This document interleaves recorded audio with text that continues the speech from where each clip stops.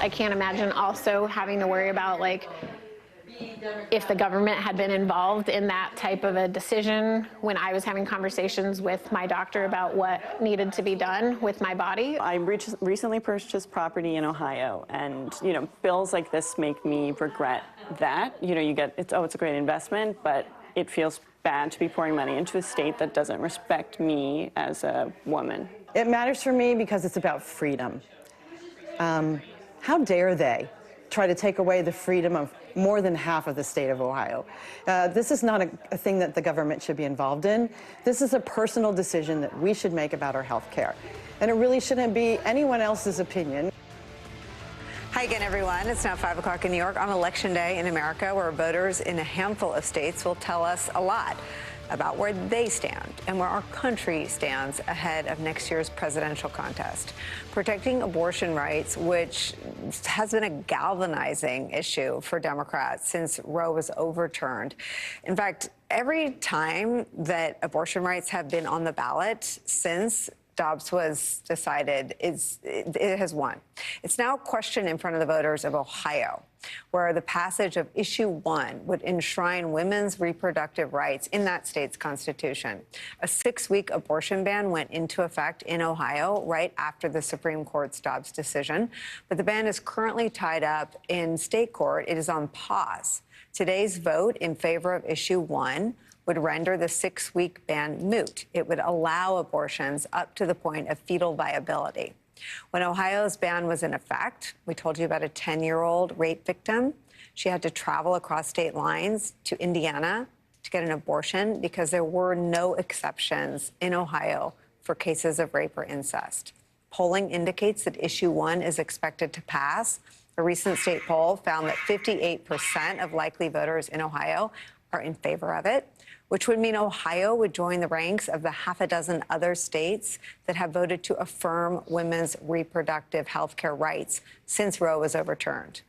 Concerned about this trend, earlier in the year, Republicans in the state tried to subvert the will of the people. They tried to change the rules. They essentially attempted to change the rules of the game by increasing the threshold required for passing constitutional amendments. That move was rejected by voters as well.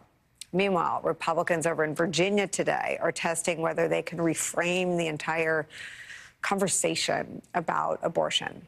Republican Governor Glenn Youngkin has pledged to sign a 15-week limit, refusing to call it what it is, which is a 15-week ban on abortions in the state, if Republicans take control of that state's legislature. Over in Kentucky, the incumbent Democratic governor has campaigned heavily on access to abortion, health care, and abortion rights as he fights to win re-election. Women's reproductive health care on the ballot in our country is where we begin the hour with some of our favorite experts and friends. Minnie Timuraju is the president and CEO of Reproductive Freedom for All, and she joins us. Plus, with me at the table, the host of Fast Politics podcast and Vanity Fair special correspondent Molly Jong-Fast is here, and Clara's still with us. Minnie, let me start with you, and I don't want to point you to any one state or contest. I want to ask you to sort of take me around what you're watching today and tonight. Thanks for that. So starting with Ohio, as you said, we're not taking anything for granted. There's been an extensive disinformation campaign in the state led by Governor Mike DeWine and his party, really lying about what's on the ballot, and also by Secretary of State Frank LaRose, putting really problematic language on the ballot. But despite all of those efforts, we're seeing really good news. I was just on the phone with my organizers on the ground in Ohio. In all the major counties, we're seeing really great turnout. We're seeing really great energy on the doors, and we're feeling cautiously optimistic about Ohio. But, given the stakes, remember, Ohio is a red state, and this is the first time we're taking an affirmative, proactive abortion measure in a red state. So odds were stacked against us, but we're feeling really good because the people in Ohio, as your interviews earlier showed, are really fighting for freedom there. But we're also paying close attention to Virginia. Look, Governor Glenn Youngkin and his his messaging tactics to try to shift a 15-week abortion ban to a so-called limit or compromise. It's dangerous. It has to be stopped in Virginia right now. We can't let that messaging take hold across the country. Of course, we're very anxious to see if Andy Beshear can pull this off. We're feeling good about his race. But we're also looking at Pennsylvania, where there's a state Supreme Court race where abortion could be on the line in the state at the highest court. So there's a lot going on today. I would say Ohio and Virginia are ground zero, but we've got a lot of tough fights in other places as well. Okay, so Minnie, let's sort of root this in the public's opinion about these issues, which always gets, a quote a Beshear word, misunderestimated ahead of election days. 85% of all Americans want abortion to be legal in most or some cases. That's according to Gallup. And these are the states, you mentioned Ohio's a red state. Well, these are the states that have voted in favor of abortion rights since Dobbs. California, Kansas, Kentucky, Michigan, Montana, and Vermont. It would appear that the depiction of abortion as a divisive issue needs to be thrown out. It is not. It does not divide the American people. It does not divide people living in red states from people living in blue states. It doesn't even really, based on the numbers, divide generationally the way a lot of other things do. It seems to be uniting a whole lot of people more than the issue has ever been discussed as doing. Yeah, and the reasons for that are deeply unfortunate. You know, we've been working as a movement for decades to make sure we weren't eroding and losing abortion access, which is what led to the Dobbs decision, right? But the Dobbs decision really catalyzed where Americans stand on abortion. It was really hard to message to Americans while Roe was the standard that this was a risk. You know, folks in my home state of Texas have been seeing the right being eroded over time, but now that we've lost it, and now that we see these horror stories, these dystopian nightmare stories from states with total bans and near bans, we now have educated the American people at what's at risk. And also, abortion has become the canary in the coal mine about what's at risk for our democracy. So you've got to remember the sentiment around abortion is hand in glove with the sentiment about fear of the erosion of our democracy. And this has really been a wake-up call for the American voter. Claire, I think you were one of the first people that I interviewed when Dobbs came down, and you were really emotional, and you were explaining, I think, what Minnie's giving voice to, which is that you're from a state with a trigger law, that it was over. Yeah, we have a total ban in Missouri and government-mandated birth for 12-year-olds who have been raped by stepfathers. And it is, this is really important. And I will tell you what I'm going to be watching tonight. There's no question that when an issue about abortion is on the ballot, it does unite people, especially around things that are so unanimously felt, like exceptions for rape and incest, like giving a woman time to learn she is pregnant before you start saying the government is going to make her do something with that pregnancy.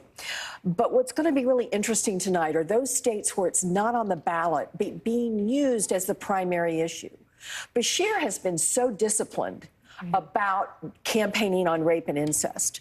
The ads there have been incredibly powerful. A young woman who was raped at 12 by her stepfather going to camera because his opponent favors a total ban, favors that there should be no exception for rape or incest. So it's going to be really, and in Virginia, you know, it's not on the ballot. These are all legislative races. So people are, for the first time, we're going to see how powerful can this issue be when it is used as a campaign messaging tool as opposed by candidates. Yeah. As opposed to the issue itself being on the ballot. Which is what Kansas. We've not had that yet, and we will tonight. We'll see that both in Kentucky and we'll see it in Virginia, whether or not this is the kind of powerful message that should be used by all Democratic candidates next year. Well, I mean, and I think what you're saying is so profound because we watch politicians get gummed up with these issues that don't break through. This issue, right, if this issue is in your body, you walk around with it all the time. You don't need a politician to break through. And you saw that number. That's, I think since I've been alive, that number has not been 85% that support legalized abortion rights in 85% of the time in some or all instances. That's extraordinary. And that has nothing to do with anything a politician said or did. It has to do with a right that the Supreme Court took away. Yeah, and it'll be interesting also in Ohio, and I'm sure Minnie could speak to this. They're using viability. You know, they're in my state. I've looked at polling, and there's a lot of conversations going on in Missouri right now about what should be put on the ballot next year, what will pass in Missouri. It is a very conservative state, and the majority of people in Missouri think it should be illegal late term for sure, and there should be no taxpayer funded, which is hard for me because I think that's discriminatory against poor women. Yeah. But it will be interesting to see if this viability, as opposed to a week, passes with I hope it passes by a huge margin. Will be interesting to see what the margin is because it's viability and not a set number of weeks. Whereas Youngkin has picked out 15 weeks for a reason. It's because it polls well. It's because most people think that's very reasonable. 15 weeks is enough time for a woman to consider all of her options and make a decision.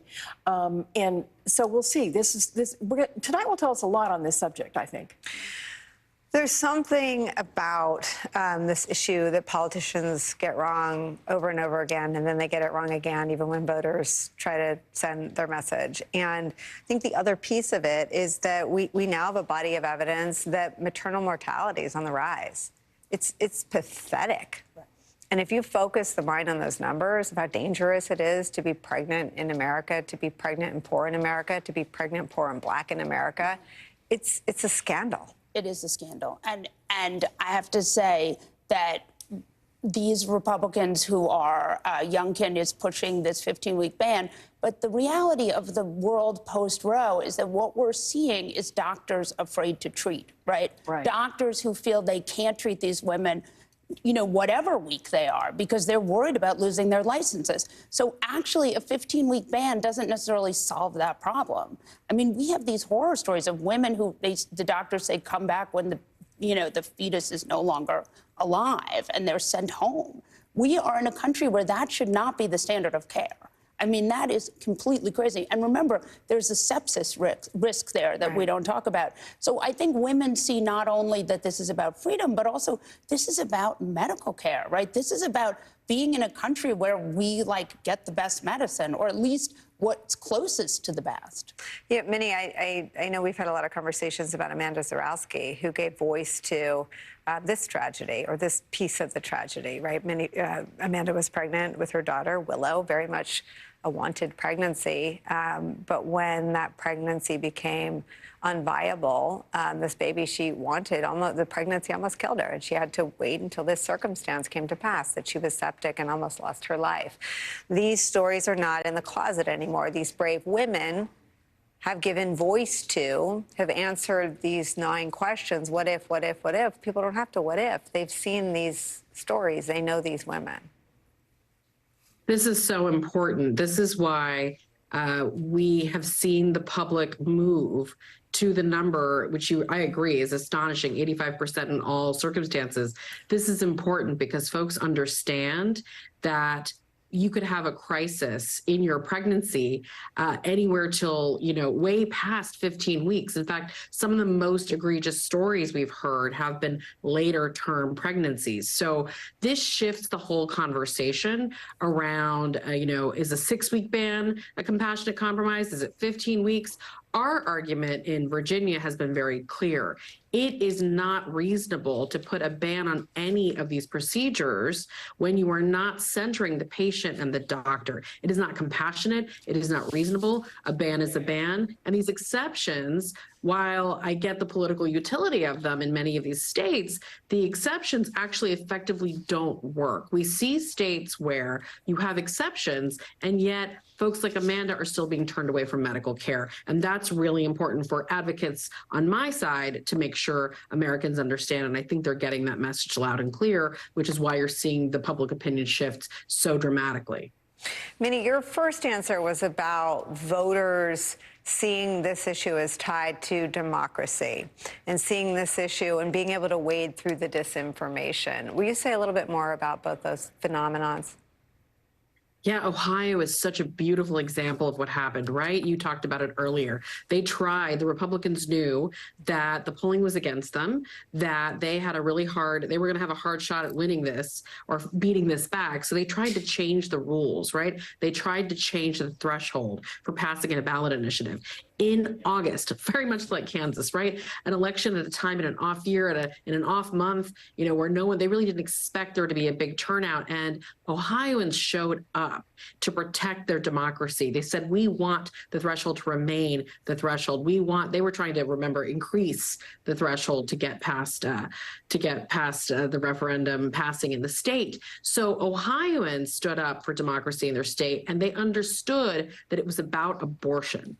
And that really has helped drive the energy and enthusiasm for this moment. But more broadly, since Dobbs, what we've seen is story after story about a Supreme Court that has lost its credibility, a Supreme Court that has been compromised. Justice Thomas and his ethical violations and compromises. And we see American people unwilling to let any more of their fundamental freedoms be dismantled by this court. And we're going to shift. Our job is to shift American sentiment on abortion to American sentiment for democracy and for Democrats who uphold those values and those freedoms. If Clarence Thomas said, I want to spend more time in my RV with my friend Harlan tomorrow and went away, and if the Supreme Court tomorrow said, come over and look at all of my transactions, and if the Supreme Court tomorrow went beyond every ethics expert's recommendations, it could not repair the damage done to it in the mind of the American people quickly enough to save Republicans' rear ends. I mean, the Supreme Court has fallen in terms of public esteem farther and faster than any institution in American civic life. I think since 2020, it has dropped farther than Congress, than the Republican Party, than any individual named politician. And I wonder how much this feeling that the Supreme Court is accountable to no one also accrues to Democrats' benefit. Yeah, for sure. I mean, I want to point out this Supreme Court is wildly out of step with the rest of the country. And they're wildly out of step on abortion, but they're also wildly out of step on guns, right? Yeah. And, you know, the EPA trying to limit the Clean Water Act. I mean, they are really out on a limb. And they have, they really caught the car with abortion. But you can see a lot of other places where they've done this. And then there's this sort of two-part, right? They're wildly out of step with what people want. And then they also have these ethics, quote unquote, issues and this staunch refusal to look at them. Do you think Democrats make enough of that? Probably not. You know, today in the Supreme Court, you could hear the beep, beep, beep, beep, you know, as they were trying to back up the ridiculous opinion written by Clarence Thomas that somehow we had to go back to the beginning of the Republic and see what laws were in place as it relates to women and domestic violence. Yeah. Well, women were chattels, for gosh sakes. Of course you could beat them. They were property. They couldn't even vote at the beginning of our country. So this is really a problem. And here's the lack of consistency Americans get. On the one hand, they say government should have nothing to say about somebody who has tried to harm his spouse or his girlfriend and has shot off guns and is a clear danger. Government, lay off him and his guns. But by the way, we're going to put government in your bedroom. Right. This is such government overreach. And Republicans that are kind of into no government get that part. That's why these things, so many Republicans are voting for abortion rights. They don't like the government in control of anything, much less what goes on in the bedroom. Right, and Kansas happened and Republicans looked the other way. Let's not forget the new Speaker of the House said that anybody who performed an abortion in America deserved hard labor. Oh, let's deal with that. Let's not forget that. I want to give Minnie a quick last word and then we won't forget that. Minnie.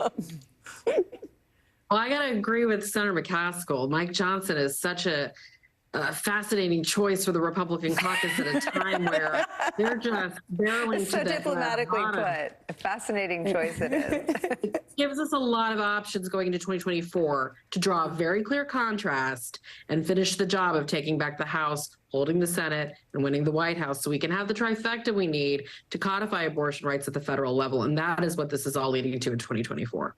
Okay, Minnie, I don't know what you have planned for tomorrow between 4 and 6, but save us a time slot to see where we are at this point tomorrow. Thank you for spending some time with us today. Everyone else sticks around. When we come back, our very first exit polls of the night with a focus on what we're talking about, what Ohio voters are thinking as they go to the polls to cast ballots on the referendum to enshrine abortion rights into that state's constitution. Steve Kornacki will be here at the big board after a very short break. And later in the hour, we'll turn to the Middle East, where Israeli Prime Minister Benjamin Netanyahu now says he is open to short periodic pauses in the Israeli military operation against Hamas. We'll get a live report from our correspondent in Tel Aviv, and we'll also check in with our dear friend Igor Novikov for the mood and the dynamics in Kyiv as Ukrainians look to keep the world's attention on their struggle and their fight and their war for their own freedom against Russia's brutal invasion. Deadline White House continues after a quick break. Don't go anywhere.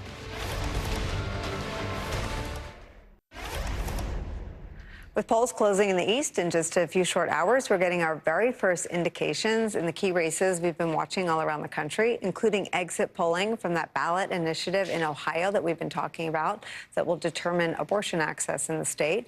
Let's bring in the man of the hour, the man of the whole night, NBC News national political correspondent Steve Kornacki's at the big board.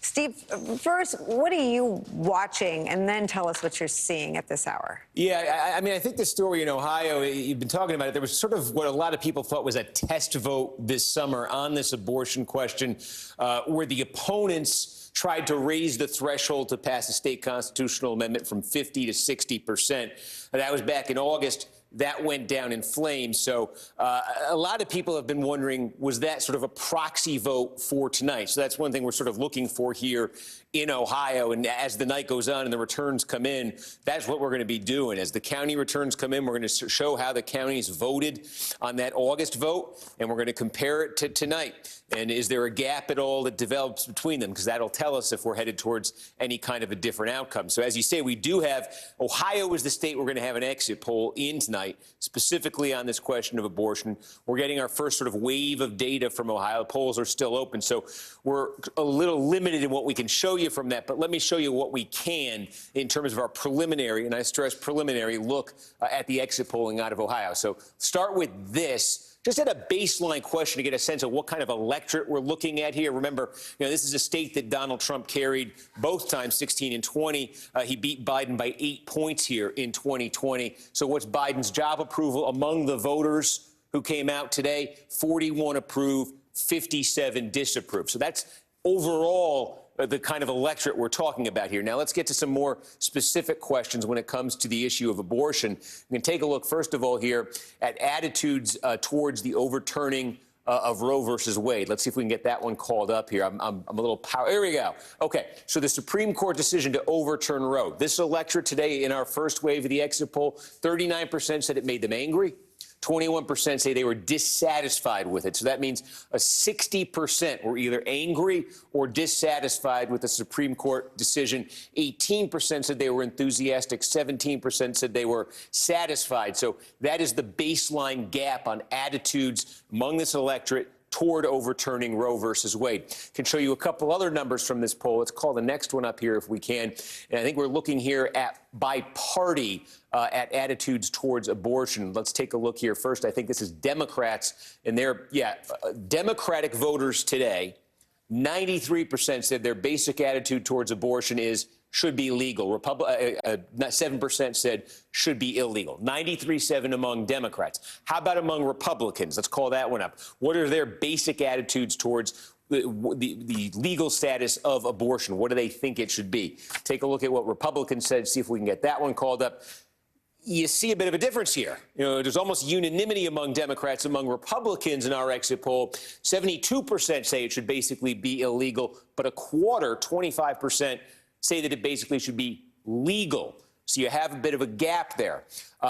We have a couple other questions here that I think are interesting to look at that we asked voters in this. And here we go. This is bigger picture, but, we're talking about a state, Ohio. It used to be a swing state. Now it's more of a red state. But again, some attitudes heading into 2024. We asked this electorate, should Donald Trump be running for president in 2024? 2/3 almost said no, Donald Trump should not be running for president. Again, state he carried by 8 points last time around. A third, basically 34%, said yes. Then we turned around and we said, okay, should Joe Biden be running for president in 2024? Remember, he has that 41% approval rating in this state. And here, only a quarter, 26% of Ohioans saying in this exit poll that Joe Biden should be running for re-election. Nearly 3 out of 4, 72% saying he should not be running for re-election. So again, you've got a state where Joe Biden's not popular, a state that's trended Republican in the last 2 elections heavily with Donald Trump on the ballot, but a state that is sending signals here that it's very dissatisfied with Biden's job as president, but is not really enthusiastic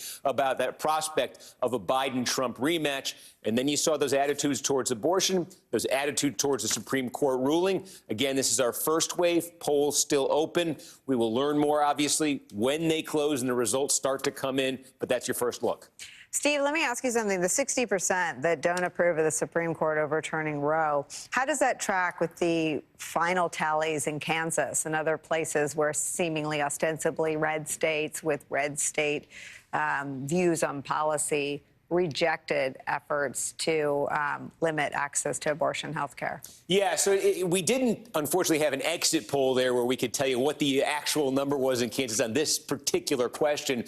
But in Kansas, what was on the ballot? Kansas was the first state. This was in the summer of 22, right after the Supreme Court decision. Kansas was the first state where this issue was tested on the ballot in the post-Roe environment. And it was abortion opponents who got it on the ballot. And basically, it would have said that the state Constitution, what they were asking voters to approve, was saying that the state constitution in Kansas did not provide for a legal right to abortion, which could have opened the door then to a Republican legislature passing restrictions, bans, whatever it might be on abortion. Again, this is Kansas, a much redder state than Ohio, and it went down 57 to 43 in Kansas in the summer of 2022.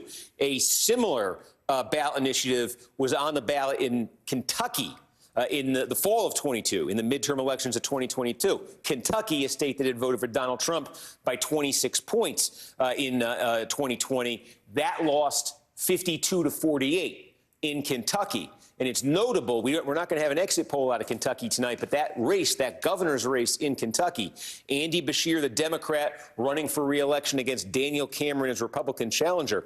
Beshear, the Democrat in Kentucky, has tried to make abortion an issue in the campaign. He sees his message as a winning message, basically saying that, hey, Daniel Cameron is going to be far too restrictive on abortion. That's the message from the Beshear campaign. And he's got folks who, in ads, basically making that case on his behalf. So he sees the idea of saying, my opponent is the candidate of severe, too extreme limits on abortion. You don't want that. He sees that as a winning message in Kentucky because he's been affirmatively bringing it up, paying money to get that message on the airwaves. So that'll be a very interesting test there tonight. Again, Kentucky, a state that rejected narrowly, but rejected a year ago the proposition that the state constitution did not provide for a legal right to abortion.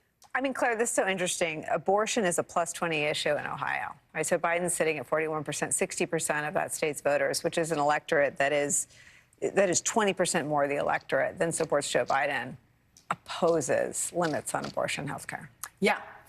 There's no question that this really is, the analogy has gotten old, but, the dog caught the bus.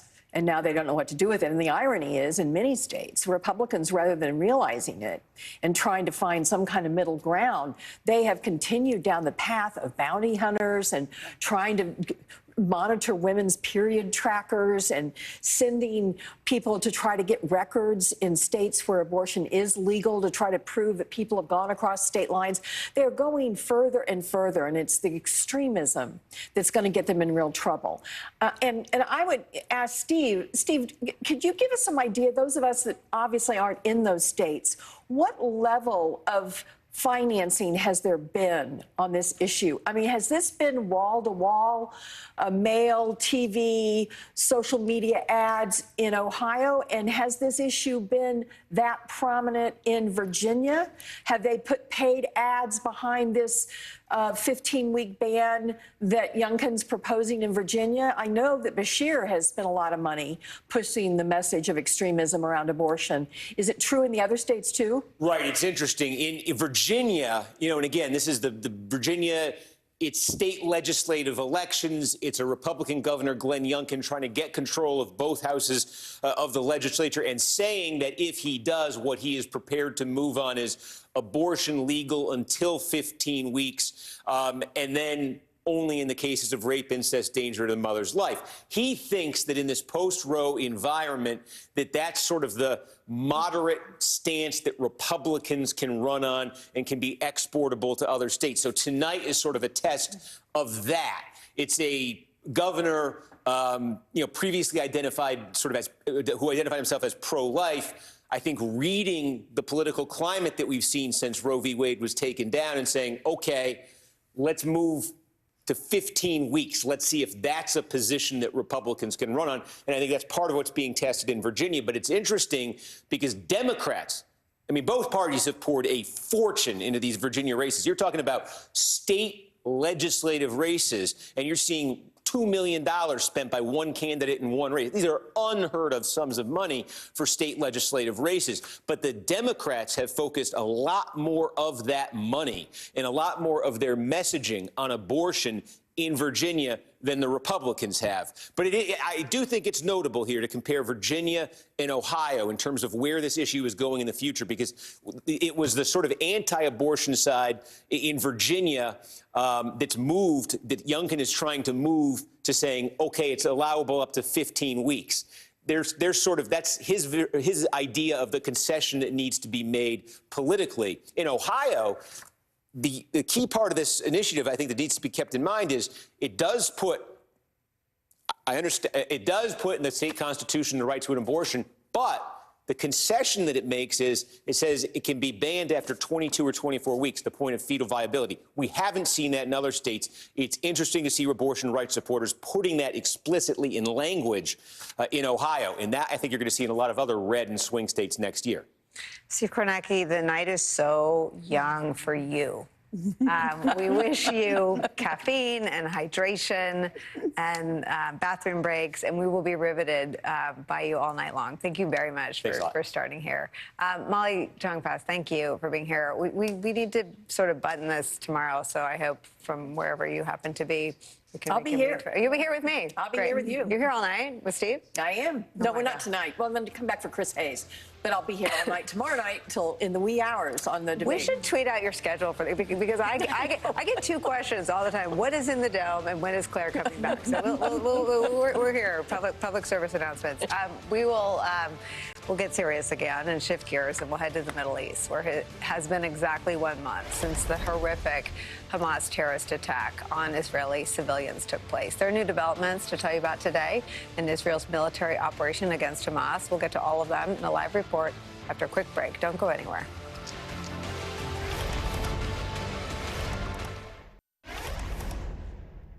Well, there will be no ceasefire, general ceasefire in Gaza without the release of our hostages. As far as tactical little pauses, an hour here, an hour there, we've had them before. I suppose we'll check the circumstances in order to enable goods, humanitarian goods to come in, or our hostages, individual hostages to leave. It's been exactly 1 month since Hamas's deadly terror attack on Israel. That was Prime Minister Benjamin Netanyahu making news there, saying he will now consider something U.S. officials have been imploring him to do for a while now, quote, little pauses in Israel's intensifying ground offensive in Gaza, where thousands of civilians remain, as well as more than 200 hostages being held by Hamas. Netanyahu also suggested what his plan might be for when the war ends, for Israel to have, quote, overall security responsibility for Gaza for an indefinite period, which President Joe Biden has said would be a mistake. But today, the war appears far from over. Just this week, Israeli forces have Gaza City surrounded, and they say they've isolated the northern half of the Gaza Strip in their search and destroy mission for Hamas terrorists and terrorist infrastructure. The U.S. State Department says that more than 400 Americans and their family members have been able to leave Gaza so far, and a U.S. official tells NBC News that more were expected to leave today. Joining us, NBC News correspondent Erin McLaughlin. She's live for us in Tel Aviv. Erin, tell us what the day has brought there. Well, Nicole, today marks the end of the 30-day mourning period, a Jewish tradition. And while the official mourning may be over here in Israel following the horrific October 7th attacks, the grieving process is really only just beginning. I was following a group of volunteers as they traveled out to all 16 kibbutzim that had been attacked on October 7th, planting Israeli flags in defiance. One volunteer telling me that doing this act of defiance made him feel more secure because it was showing the world, he said, that he feels safe in Israel. The fact of the matter is so many Israelis do not feel safe here given the war underway. I was speaking to a couple that survived the October 7th attack, barricaded in their bedroom as Hamas stormed their kibbutz, killing their neighbors. They told me they're too afraid at this point to go back, that they will not go back home unless Hamas is removed from power.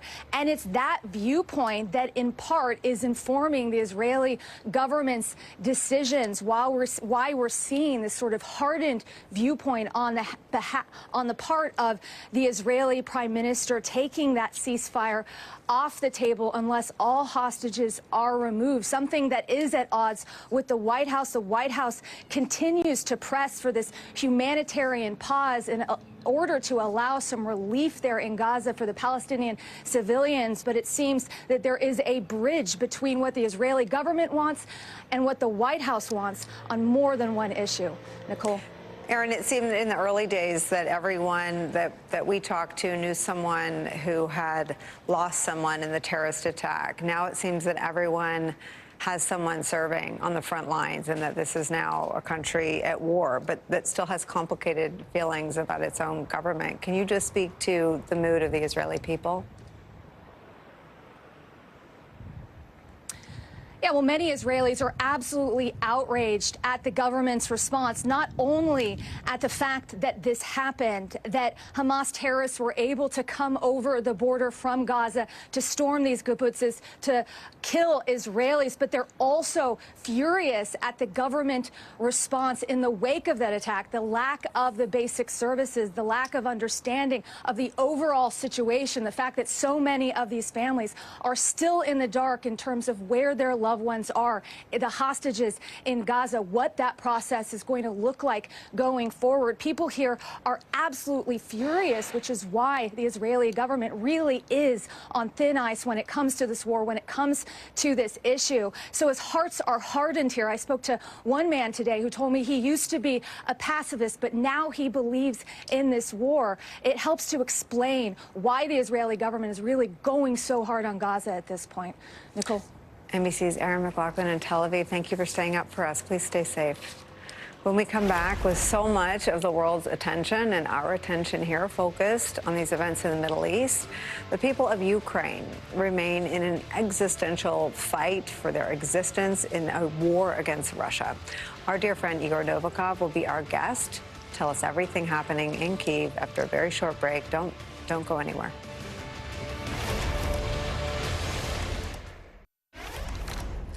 1 month now into the Israel-Hamas war, and we can't and we must not lose sight of what is still happening in Ukraine, the hot war, and what has been happening for more than 20 months since Russia began its full-scale invasion there. In the New York Times today, Ukrainian writer Sasha Dovchik writes a powerful, honest, searing piece about the battle for the world's attention.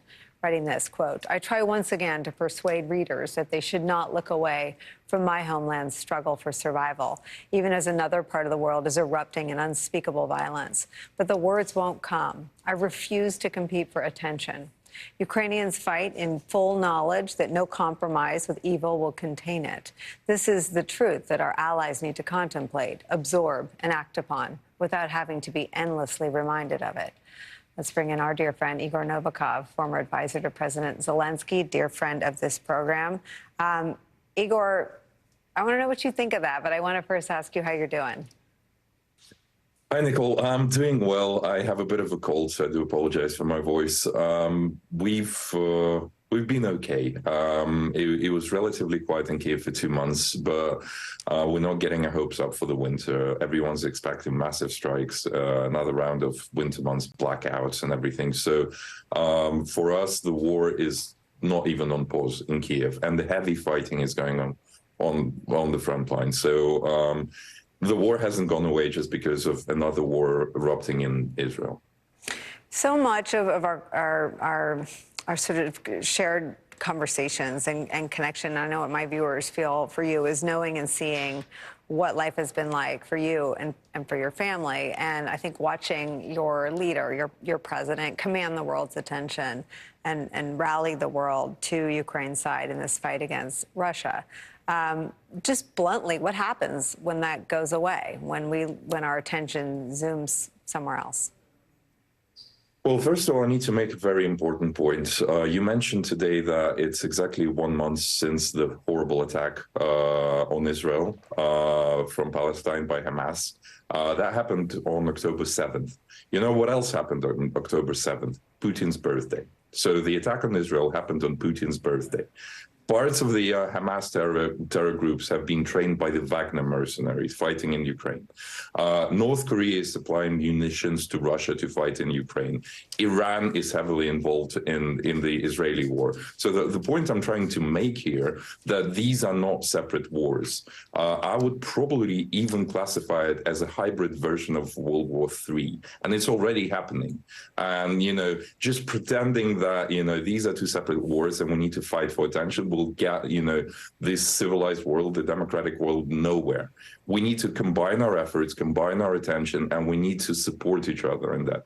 Hence my T-shirt today.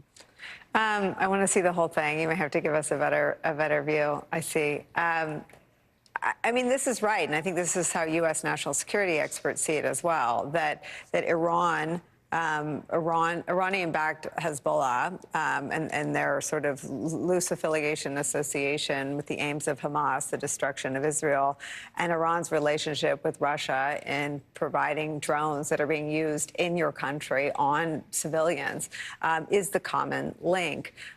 You are one of the best sort of messengers and communicators. Where are we coming up short in sort of articulating those sort of Axis alliances? Well, to be honest, I mean, I think the real problem here is the real victim, of this hybrid World War III is not Ukraine. It's not even Israel. It's first and foremost the United States, because you have an election year coming up. And to be honest, if you allow yourselves to be divided, if you allow certain radical politicians to plant hatred, to divide aid between Israel and Ukraine, there will be another country. They'll divide and conquer as much as they need to distract you from the end goal. So I would say that, to be honest, I mean, Pearl Harbor, in a sense, has already happened. It's just a hybrid Pearl Harbor. And your society is being divided as we speak. Now, if you allow yourselves to go kind of be distracted and be divided, you're going to lose this war without firing a single shot. Well, I mean, I think you understand our politics as well as anybody here.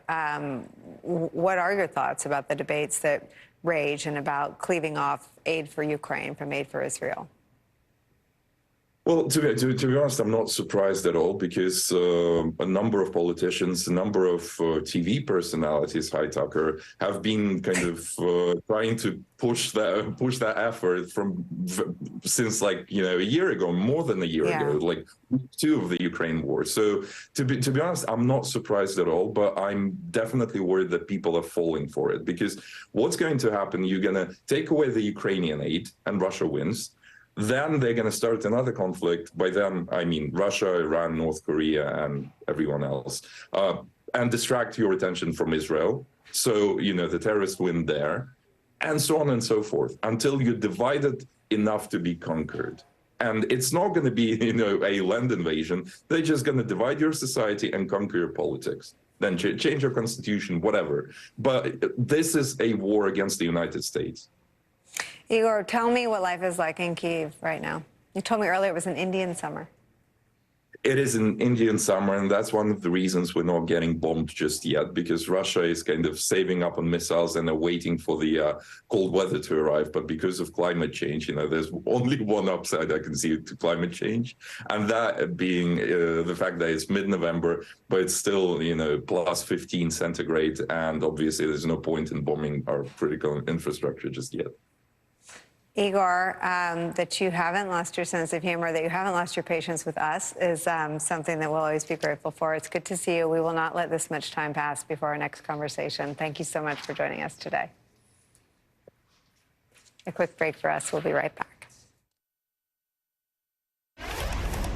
Today, the Supreme Court heard oral arguments in a case that could further strip away protections against gun violence. The case involves a law that says that someone who is subject to a domestic violence restraining order cannot own firearms, with broad implications for the government's ability to deny guns to people considered a danger to society. During oral arguments, the justices seemed inclined to uphold the law. Justice Elena Kagan savaging the lawyer arguing against it, saying this, quote, "The implications of your argument are just so untenable that you have to say, no, that's not really my argument. It's so obvious that you don't give guns to people who have the kind of history of domestic violence that your client has. I'm asking you to clarify your argument because you seem to be running away from it, because you can't stand what the consequences of it are." The court will issue a decision on this summer. We'll keep an eye on it for you. Thanks to all of you for letting us into your homes today. We are so grateful. The Beat with Ari Melber starts right now. Hi, Ari. Hi, Nicole. Thanks so much. Welcome to The Beat. I'm Ari Melber, and I can tell you it is Election Day in America right now. We're watching these critical races in Ohio, Virginia, Kentucky, and Mississippi. At this hour, polls now closing in the eastern counties of Kentucky. Other states will be entering their final hours of voting here across the nation in the next hour or two. And I can tell you, Steve Kornacki will be with us at the big board this hour to break down the key races, the ballot measures, and what we're already starting to learn. The president of Planned Parenthood also here to discuss abortion rights, an issue already driving voters to the polls in big, important states like Virginia and Ohio. I don't believe that the government should be involved in any kind of choice that has to do with a person's body. I support anything that allows for unborn life to be born. My number one is pro-life, and I'm going to vote pro-life. I am absolutely concerned about voting for reproductive rights. That's just some of what we're hearing from voters going in and out of those polling locations today, and that is the big story. We have that for you in this hour tonight and through the evening broadcast here on MSNBC. Now, our first and top story on The Beat right now is defendant Trump back on the stand, the fallout and the consequences of a fraud trial that is consuming him and his adult children, who have their roles under scrutiny at Trump org and whether they were involved in this alleged fraud. Now, what does it mean for Donald Trump, who you see here? And now that I'm back with you for the news, I'm going to speak to you about what we've been learning in these moments here. This is him just at the courtroom while the cameras were still on before he takes the stand. What does it mean to be a defendant in court? Well, Trump is, of course, the only former president to find out, facing criminal indictments in Georgia and Florida and D.C. and this civil fraud trial in New York. Now, that's the one in New York that is civil, so prison's not on the table. And that does appear to have made Donald Trump louder and more defiant in these proceedings than, say, in Georgia, where he got his mugshot taken and prison would be on the table if convicted. But the financial costs here would be higher than even the expensive criminal defense that Trump is mounting elsewhere. This fraud trial continues to grind forward with tough testimony for Trump and the organization that he founded that is named after him, his company, his brand, literally. The judge has repeatedly limited, cornered, or even outright rebuked defendant Trump's testimony. And remember, We've told you this before. It is the most important thing to know about this case if you feel like there's a bunch of cases and we lose track of details. This fraud case, the one about whether he lies to make money, that if he were honest, he would not have the big lucrative company that he's had for so many years, the fraud case has no jury. That's different than every other criminal case. So when defendant Trump acts or testifies in ways that hurt him, in this case with the judge, he's hurting his entire case. Now, I say that quite specifically because that's different than a case, for example, where you could imagine a defendant upsetting the judge and clashing. But if one juror agrees with the defendant or one juror thinks there's a reasonable doubt, it doesn't really matter that the judge was mad. Heck, sometimes you could argue it helped. That's not this case. And we seem to see here, from what we've been tracking, and we're not going to make you sit through all of it, or I'm not going to read it all to you, I'm going to show you just the key parts right now.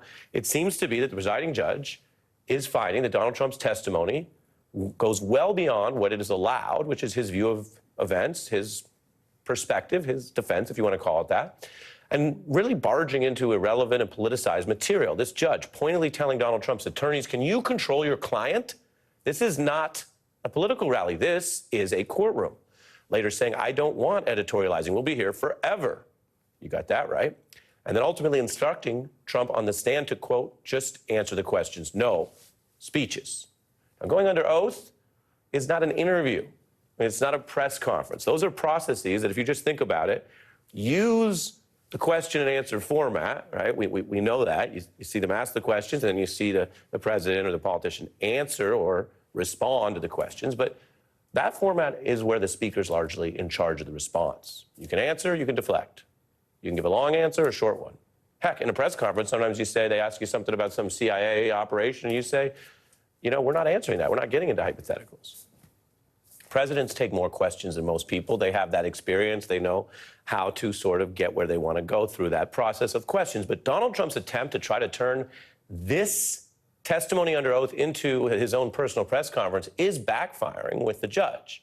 In fact, the judge even said quite clearly, applying the rules, that not only was one answer irrelevant, but he formally warned Trump's lawyers that some answers were so consistently, repeatedly, and wantonly out of bounds that the judge might draw a, quote, negative inference to any questions asked. Now, most criminal defendants avoid taking the stand entirely because a mistake on the stand is just too big a risk. It could be the thing that lands them in jail. There are a few signs that Donald Trump would take the stand in those other criminal trials I mentioned, but here in civil court, he is rolling the dice. He is trying to use this bluster, even these clashes with the judge who has so much power over him right now, power over his money, his company, its legal status. He's still trying to do his thing and divert focus from the evidence to his own claims on the stand. And that's something that New York State attorneys have been pushing back on. And here is where we can show you something. We don't have cameras in the court, but we can show you some of the audio tapes that they did use, which are now part of the evidence, a tape of Trump making these claims about his properties in a Forbes interview. That's 40 Wall Street. Right. It's the tallest building in downtown Manhattan, now outside of the world. It was the tallest, and then the world. It was for 5 years the tallest. Yep. I'm glad it's not anymore. Yep. Right? But that's it's a 78-story building. Fully rented, throws off a fortune. It's going to throw off, would you say 50 million maybe this year? 50 million at least. Okay? Maybe, at least. This is him, you know, massaging the numbers in a public setting there, because he's saying that to a magazine reporter. The judge is considering how much of Trump's actions, though, were ultimately part of an intentional fraud. And amidst all these attacks from Donald Trump, he's, of course, doing what he does. Fake news was actually initially, if you've forgotten, it was a term that Trump stole from people criticizing pro-Trump fake posts. Here you see the first word. This is from Donald Trump. He's saying this is a fraud. He's the one on trial for fraud, but he's accusing, for example, the Attorney General of perpetuating a fraud, unfair trial, calling her a hack, all these attacks on the AG. And it's making for a very contentious process, to be sure. We're not going to show you more of his efforts to seize the limelight and speak out in front of the courtroom because they were not newsworthy. If they are newsworthy, once we review it, we will quote and excerpt some of that. But most of this was, well, to use his word, hackery. It wasn't substantive. It wasn't based on evidence. It wasn't newsworthy. As for how contentious he has made it and how the judge has tried to wrangle him, that itself has now become a kind of a late-night punchline of its own. It was nuts. Trump was yelling, the judge was annoyed, and the lawyers were trying to keep peace. The courtroom basically turned into everyone's Thanksgiving. Who hasn't been there? Get ready. Plenty of stuff to debate at this month's Thanksgiving, I'm sure. But whether the squabbling is familiar or not, or a punchline or not, there is evidence being yielded, however slowly or frustratingly that process might go. The lawyers had Trump admitting, for example, that he is involved in this financial material preparation, that he would look at these statements, that he would see them, and then he would admit, he said, maybe, on occasion, have some suggestions. Now, you can go through the wiggle words all you want, but Trump, like his adult children executives, is basically admitting that they are involved in this process. This is a process, of course, that they have tried to take a lot of credit for when things were working, build whole TV shows and brands around it, build a campaign around it. Of course, that was part of his argument, the whole business executive thing, but then walk away from it when the bill comes due in court. Now, what's next? The trial continues tomorrow with Ivanka Trump taking the stand. She memorably testified about her father's actions when Congress was investigating the insurrection. This is some of that deposition video you might recall. And again, we keep it real around here, so I'm going to tell you what we know, at least about her past testimony, as everyone gets ready for what she'll say under oath tomorrow. Ivanka, unlike some figures in Trump's orbit, has been willing to talk publicly. However, she usually does so without revealing very much. It's easier for us to be personal, to take our brand personally, because it is a family brand. 20 years from now, maybe 30 years from now, who knows where I'll be? Where do you think the Trump organization will be, and where will you be? I think we'll be right here, and the Trump organization hopefully will be everywhere globally. His work is his passion, and he found a way to share it with us. Passion, work, family business. This is a lot of what we have been processing here in the past when we've heard Ivanka and others try to big up and spin the business. The question now is whether the spin is allowed, has crossed a line, or has turned into an ongoing group fraud that could ultimately take a lot of money out of the Trump organization. We have two very special guests, David Kelly and Dan Alexander, who know a lot about the law and those audio tapes when we're back together in 1 minute.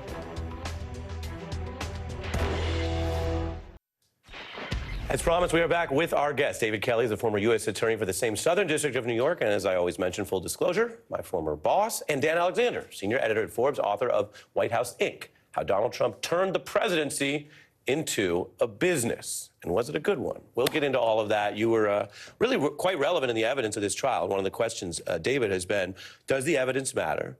Does it matter that the judge seems to be less than pleased with the witness, the defendant, and what happens if they are able to close the circle and say there was a lot of fraud here? Well, look, I think that the judge has had a real challenge here. I think some of the comments he made yesterday probably, and even would second guess them when he's lying in bed last night. You know, it's a tough environment. But I don't think Trump is really thinking about the law here. I think he's thinking he lost here. So he, as you suggested, he's really playing to the public here, and he's playing for an appeal. On the former, I think he's probably scoring some points because he's speaking to his base. On the latter, on appeal, I don't think he's helping himself at all. When the judge says, well, look, I'm actually going to start taking your answers and using them against you because you're so irrelevant, you're so off the facts, does that change what the ultimate kind of punishment could be here or not really? Look, insofar as there's a real delta between what the numbers can be, yes, I think it does. It can make a difference in terms of how the judge actually applies the calculation and determines at the end of the day. But I think some of the things that is really going to count against him in that context is things that really have already been decided, principally the liability, the fact that he was committing fraud. So now the question is really, how do we calculate that? And I'm not sure how much of that testimony really affects that calculus. We have you here as a very relevant person who created these tapes, right? Some of these tapes are being used against Donald Trump. That wasn't your purpose, but they're not state secrets. We have a little more from one of these, so let's listen to the interview. Sure. If I wanted to sell 40 Wall Street, I'd get $750 for it tomorrow. It's a major building in downtown Manhattan. How could it be worth $373 million, Randall? Well, your people, you're very conservative. You're the problem. And look, all I can say is Forbes is a bankrupt magazine, doesn't know what they're talking about, okay? That's all I'm going to say, because it's embarrassing to them. Normal back and forth with a business person or evidence of fraud because the numbers were so off? You know, we've done the Forbes 400 since 1982. There has never been another person on that list who has cared so much and lobbied so hard to move themselves higher on the list than Donald Trump. Now, from a legal perspective, why these lies and this whole effort matters is that they're parallel to the lies that he was telling banks. Right. And in fact, in this case, 40 Wall Street, the lies that he was saying about his profitability, that $50 million number that he threw out that was nowhere near reality, was similar to lies that he was putting on his financial statements, using inflated net operating income figures to pump up the value of that asset. And if you go through asset by asset, you'll see similar things where the underlying numbers that he was lying to the media about, he was also lying to his banks about. And in your experience as a financial reporter, that's like really common or rare? No, very rare. I mean, why would you lie? And to this extent, I mean, sure, there might be a little bit of, oh, well, if you take out one line item, then the profits go from 20 million to 21 million. But you can't say that a building that was losing money was in fact making $50 million, and then 10 minutes later say it was making $70 million, and then 30 seconds after that say it was making $80 million. These lies are totally unhinged to reality. Yeah, it's interesting hearing that because, again, this is, as we've said, this is a civil case, so it's about money. But he is due to report in March for a trial about lies and a coup with criminal sanctions. We don't expect he'll take the stand unless you have some big news for us tonight. And I want to play both his lawyer and Attorney General James talking about what he's doing when he's here on the stand under oath. Take a listen. He rambled. He hurled insults. But we expected that, engaging in distractions and engaging in name-calling. But I will not be bullied. I will not be harassed. This case will go on. In 33 years, I have never had a witness testify better. An absolutely brilliant performance by President Trump. I didn't personally witness the testimony, but the reports of it, I think it would be a lawyer's nightmare. I think this is one of those things where you're sitting at counsel table and you turn to your associate and you say, tighten your seatbelt, here we go. And not really being able to anticipate what he says. Here we're talking about, as you said, we're talking about money. It becomes a much different story when you're in front of a jury who is deciding a criminal case. And these types of statements and the rambling and so forth can really hurt you. And he's got to really do some hard thinking about whether or not that's what he wants to do when he gets to a criminal case. I think that likely some of the defenses are going to require his testimony, but that you better get some really tight seatbelts if you're representing him in that case. And then, Dan, we will see Ivanka on the stand tomorrow. Yes. The AG has sort of gotten everybody in there. I mean, when this all started, it was, oh, we're defying, oh, we're not going to sit for depositions. They went through a civil contempt process. They had to drag him there with that money, and then he did the deposition. These other people, now they go in. So for people who say, oh, where does this all lead? Yes, they made it take longer. They have money and lawyers. They, as you referenced, they have an appeals argument. They get to make that. But there will be judgment day, so to speak. We have briefly the somewhat relevant situation where in the coup trial I mentioned, in the January 6 issues, they asked Ivanka basically, well, who'd you believe? I mean, your dad. Who are you going to believe? Your dad or other people who know that he lost, like the Attorney General? We have just a little bit of that from her Jan 6 testimony. Take a look. I respect Attorney General Barr. So I accepted what he was saying. She's saying my dad's a liar without literally saying it. She's saying I accepted the person who said my dad was a liar and fact-checked him. How do you expect her to walk the line tomorrow? It's a delicate line. You know, on the one hand, you have to remember that the Trump family business is different than most real estate dynasties in that Donald Trump has not given significant percentages of his properties to the next generation. And he's worth, by our estimate right now, $2.6 billion. He has 5 kids. That's over $500 million hanging over all of their heads. They do not want to make their father angry. On the other hand, she's not a defendant in this case. She better not perjure herself on the stand by saying something that's a lie in his defense. So it's going to be tough for her, and I think that she's going to handle it very delicately, but try to tell the truth. And we're running out of time, but it's interesting you're reminding folks how this works. Is that also different than your reporting on high net worth individuals for someone at this wealth, at this age, to still be holding back so much Absolutely, from the next and particularly for a real estate person? The problem is that when you die, all of your assets get taxed at 40%.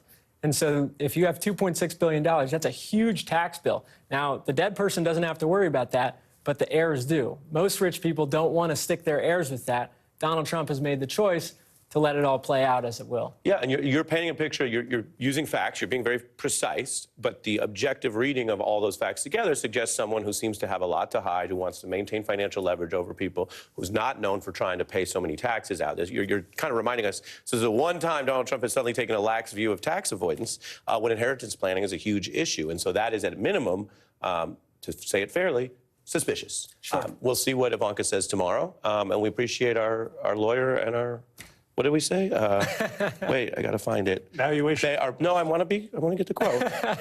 Our bankrupt magazine report. Oh, there you go. Thank you. Appreciate it. Yeah, just so I got it. David and Dan, thanks to both of you. Later in the show, Ron DeSantis and Elon Musk are under fire for their attacks on free speech. And if you're thinking, wait, I thought they branded themselves the opposite, well, yes, I'll explain that too. But first, as promised, Election Day with major issues on the ballots. The exit polls are starting to come in Kornacki, as promised, at the big board. Next.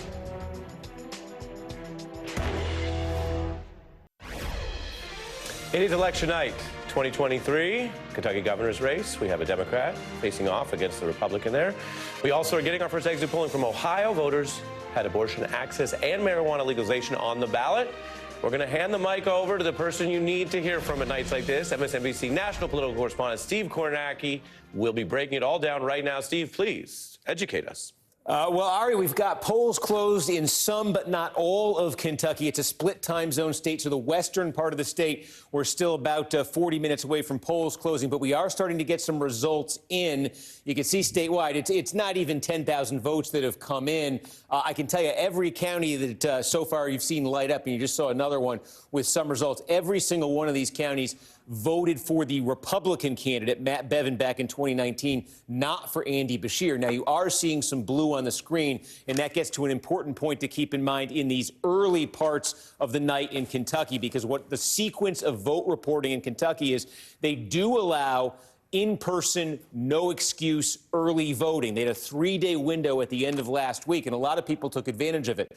We expect about 15 to 20% of all the votes in Kentucky to be early votes, and all the indicators based on the data the state was giving us about the people who were early voting was that they were a more Democratic group than the overall electorate is likely to be, meaning that the first batch of votes in each county, I'll just give you an example. Here's Menifee County. You got 24% of the vote in, that the first batch of votes, the big batch, about 15, 20%, is going to be the most Democratic, most Beshear-friendly you get. So in 2019, when Beshear won the governorship, it was narrow. He won by 0.4 of a point statewide, barely 5,000 votes. This county, Menifee County, he got 45% of the vote in. You see, in the initial batch, the most Beshear-friendly, he's sitting there in the mid-50s. Question now becomes, as the rest of the vote, the other 3/4 of the vote in Menifee comes in, that'll be same-day vote, people who went out and voted today.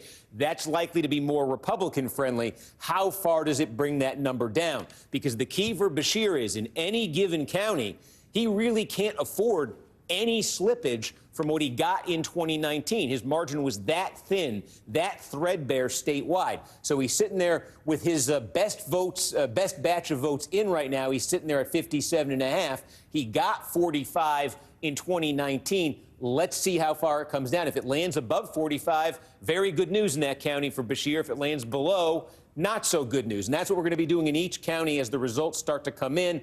We got actually a new one that just hit right now. We've got Anderson County getting just outside the state capitol here. Again, first batch of votes to come in. This is going to be the most friendly batch of votes. For Beshear got 42% of the votes in this county in 2019. He starts out with 49. So that's sort of the game we're going to be playing as the results come in Kentucky tonight. We're going to be comparing how these counties, individual counties, end up versus 2019.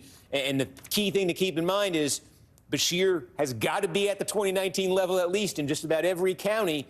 His margin was that threadbare. We also have polls closing in about an hour's time in Ohio, where that abortion question is on the ballot. Voters are still voting. We do have an exit poll in Ohio tonight, the only state we're going to have that in. Because voters are still voting, we can't show you everything, and these are only our initial exit poll numbers. With those two warnings, I can show you this. The electorate in Ohio, based on our initial exit polling, is an anti-Biden electorate. Not a surprise state. He didn't carry. He lost by 8 points. 41% approval rating for Joe Biden. But we asked some abortion-specific questions here. The Supreme Court's decision last year to overturn Roe versus Wade. We had the same electorate that gives Biden a 41% approval rating.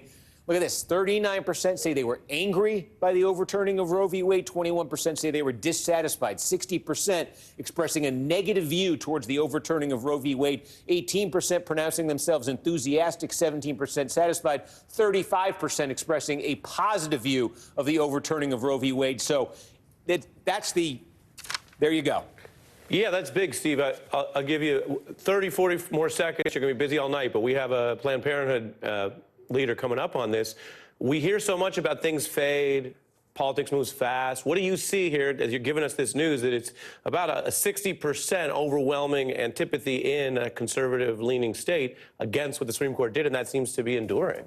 Yeah, we'll see what happens when the vote returns come in. I mean, that's the big, sort of warning we have to put on it. But keep in mind, we have seen a number of ballot initiatives in a variety of states politically since the overturning of Roe v. Wade, and even in some very red states. I'll give you the first state that did an initiative after Roe was overturned was Kansas.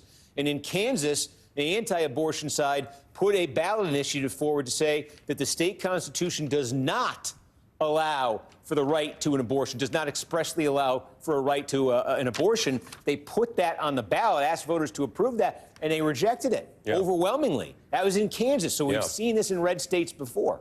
Really interesting. We take the note of caution as we take all our math from you, Steve, but really interesting. I know you'll be busy. Stay caffeinated, stay by the board. We'll see you soon tonight. Steve Kornacki signing off there momentarily. When we return, as promised, the president of Planned Parenthood on this same issue and what we're seeing in the women's vote and beyond next.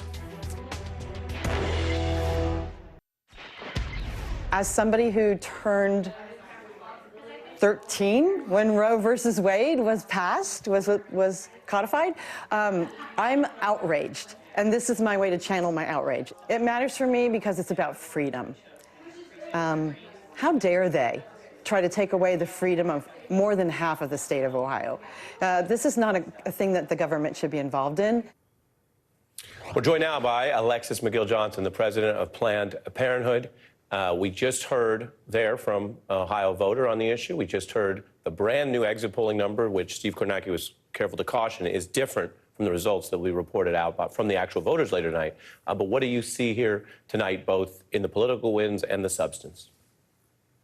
Well, look, I'm feeling that voter as someone who was born 5 months before Roe. Just that outrage that we are seeing all across the state of Ohio. People who understand that when abortion is on the ballot, that freedom wins because they understand now. I think the reality is that we are, a year and change past the Dobbs decision, and the number of stories that have come out, patients seeking access to care, providers who are afraid to give care, basic health care and the basic right to control our own bodies is at stake. And I think that is the energy that you are seeing that's driving so much turnout today. Yeah, and for viewers who may have just joined us, what Kornacki walked through was at about 59% levels. You had opposition to what the Supreme Court did in gutting Roe v. Wade or outright anger, so super strong opposition. This is a conservative voting state. Trump lost badly last cycle in 20, but he still got about 8 points more among Ohio voters.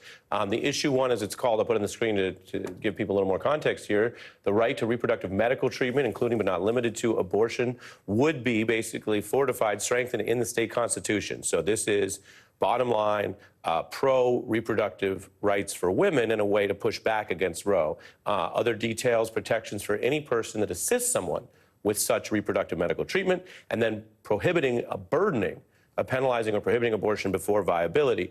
Burden, as you and so many people know in the country, is something that affects people's real lives, and they make family decisions and planning. And burden was the language of the prior post-Roe decisions. It basically said, no, the government not only cannot ban women's rights, but it cannot unduly burden them. What would this, if passed, what would this do for people in Ohio?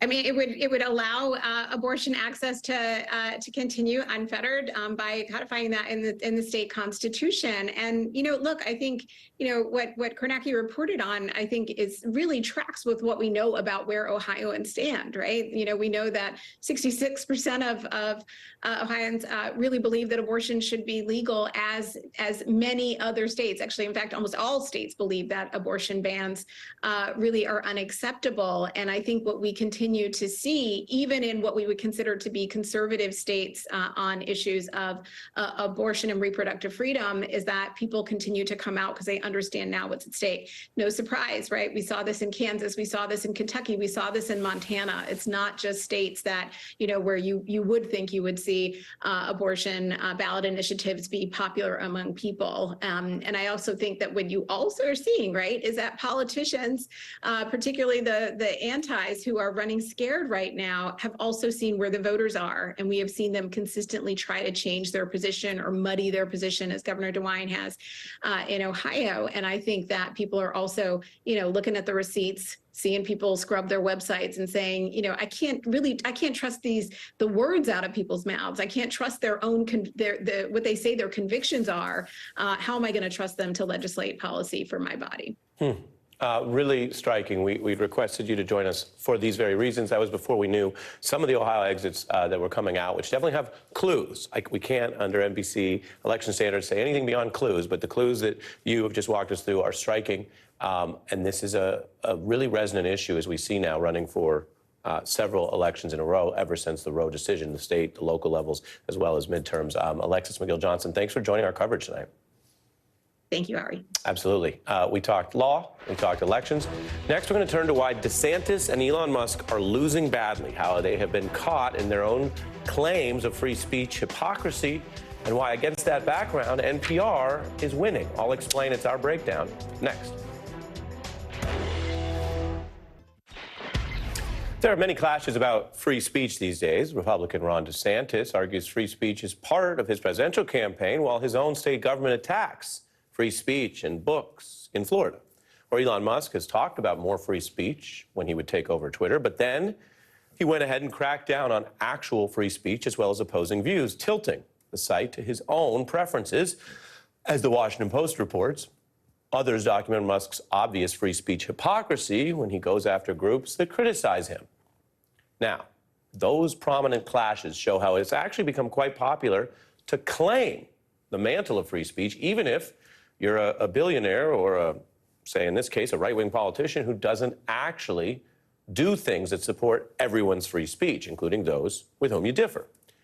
So it is actually worth stepping back to see how all of this is quite a long ways from the free speech court precedents which form the actual foundation of First Amendment law in America, like the New York Times, which was able to beat then President Nixon's effort to censor that journalism, the New York Times' critical Vietnam reporting, a landmark case which was argued and won by attorney Floyd Abrams.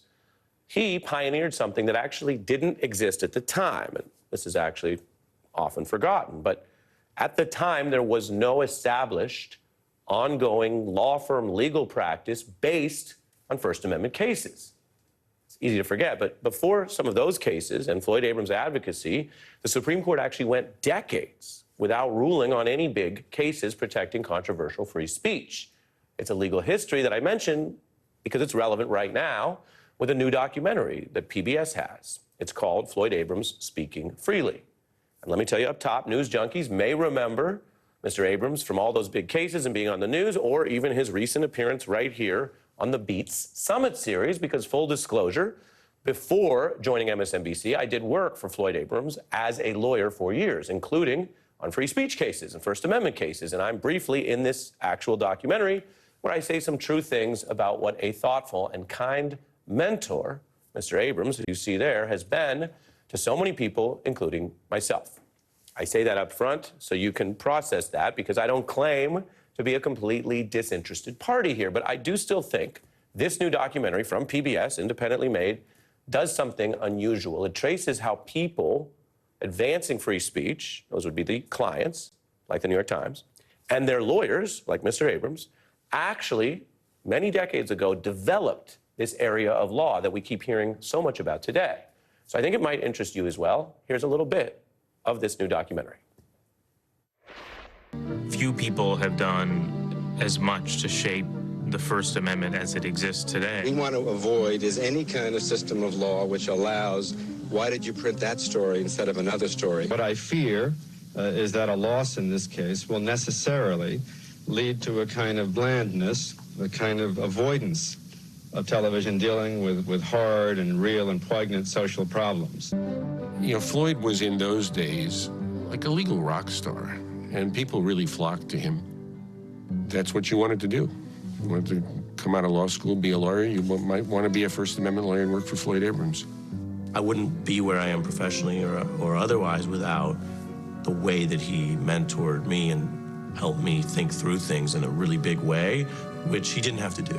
Reporters have a right not to reveal their sources because that's a part of news gathering. He was just sort of insatiably curious, genuinely interested in the other side of absolutely everything. We have to lean very, very strongly in the direction of free expression, whatever the future may bring us. His legacy will be as a fierce supporter of our Constitution and our constitutional rights under the First Amendment, which is just about the most important thing in our Constitution.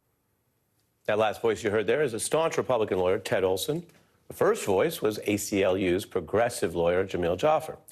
Because principled advocacy, legal or otherwise, is always different than partisan politics. Now, free speech clashes in politics have also sparked some of the most prominent clashes in this space, for sure, as well as criticism for Floyd Abrams. For example, he joined Mitch McConnell to argue for the case that resulted in the 2010 Citizens United decision, which basically protected the kind of legal rights to speak and spend that undercut some previously written liberal campaign finance rules. It's a ruling that the New York Times, which of course in a different era was also his client, its editorial board said it was a false equivalence of money and speech that would unleash spending and wreak havoc on politics, and which, you may recall, then President Obama famously rebuked that ruling while those justices sat watching at the State of the Union. The Supreme Court reversed a century of law that I believe will open the floodgates for special interests, including foreign corporations, to spend without limit in our elections.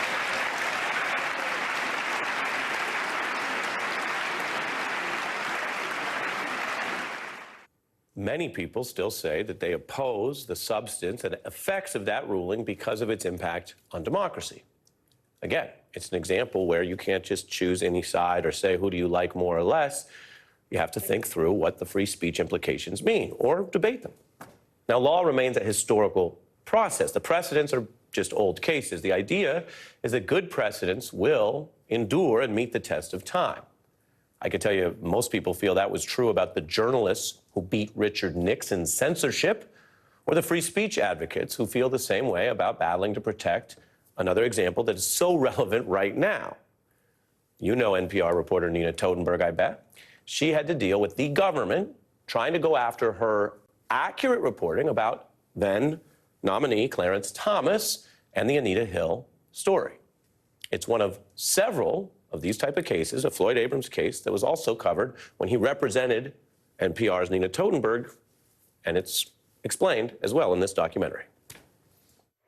The New York Times began publishing parts of a voluminous report that the Pentagon had drawn up on the causes and conduct of American involvement in Vietnam. There was real basis to believe that the government misrepresented, if not lied, to the American people over a long period of time regarding the war. Press freedom relating to the publication of national security secrets, which is a huge part of press freedom. There's no case more important than the Pentagon Papers case. Freedom of the press is not the freedom to destroy the integrity of the government. Barring the press, even for a day, is itself an egregious violation of the First Amendment. Judge Gerfine had come out strongly in favor of freedom of the press.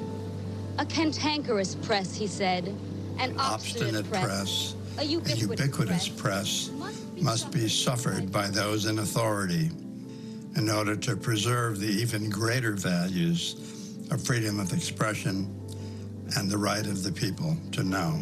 Maybe the best statement of the value of the First Amendment. Floyd was my lawyer in a time of great trial and tribulation. It was a bombshell that almost derailed Clarence Thomas's confirmation to the Supreme Court. I found out that this law professor, Anita Hill, had made allegations of sexual harassment against Clarence Thomas, for whom she had worked. The Senate still wants to know who leaked them to National Public Radio. The way they were talking about me as if I'd done something really wrong and criminal. And I remember going home that night and suddenly said to myself, they're going to subpoena me. They're going to investigate this and they're going to subpoena me. And I want Floyd Abrams as my lawyer. If journalists reveal their confidential sources, there won't be any confidential sources. And if that gets violated, the public just won't have the sort of information that all of us need. The senators decided that it wasn't worth the bad publicity for them. It'll go to my grave with me. My husband doesn't know. Nobody knows who my sources were. People who do journalism for a living have been very lucky to have Floyd Abrams on our side for generations. NPR's Nina Totenberg continues her reporting to this day. She did, as she said there, protect that source with the backing of both the First Amendment itself and that lawyer advocating for it. And Justice Thomas and the wider Supreme Court, like other parts of government, have lately these days found that a free press is at least a partial check on their actions and some of their secrets in ways they don't like. That's how it's supposed to be. The warning here, if there is one, would be, I think, that free societies must vigilantly defend free speech, which means confronting also those who fraudulently invoke its branding while still trying to crush the substance of actual free speech. And if there's any inspiration here, even in our very challenging times right now, perhaps it's that something so fundamental, the mere peaceful presentation of speech, ideas, and facts, is still actually so potent and powerful. If we're going to have fights, maybe this is one freedom of ours that is still worth fighting for. So I did want to share that with you tonight, including all the ways it's echoing right now. And now we are just about done on the beat. But the beat and the MSNBC election music goes on for our election night coverage. Polls about to close in Virginia and the rest of Kentucky. Then Ohio polls close within the hour, where voters are weighing in on everything from legal marijuana to women's rights. I don't believe that the government should be involved in any kind of choice that has to do with a person's body. I support anything that allows for unborn life to be born. My number one is pro-life, and I'm going to vote pro-life. I am absolutely concerned about voting for reproductive rights. Those are some of the dueling perspectives we heard from voters going in and out of those polling locations. NBC reporters have been fanned out, as you've seen, in those states, in Ohio and Virginia and Kentucky. This is the off-year election cycle, so you get kind of the randomized sampling, but Ohio, always a key bellwether, and Virginia does the off-year elections, which means the entire Senate could spin one way or the other tonight, and that is a state with major repercussions, including a Republican governor there who wants to do a statewide abortion ban, as we discussed earlier with the Planned Parenthood leader. So yes, it's a big one because we're interested in politics, but there are millions of people also interested in how this will affect their lives, and we've got you covered tonight. The Mississippi governor's race as well. Polls close there at 8 p.m. Eastern. You're going to see all of our anchors carry forward the coverage tonight with Steve back at the big board as promised. Joy Reid takes over the election coverage right now.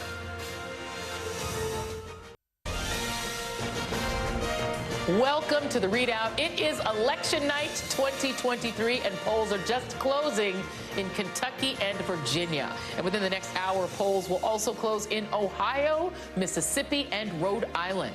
Across the country, voters will give us a sense of what they're thinking and feeling on key issues. First up, Ohio voters will weigh two major political issues.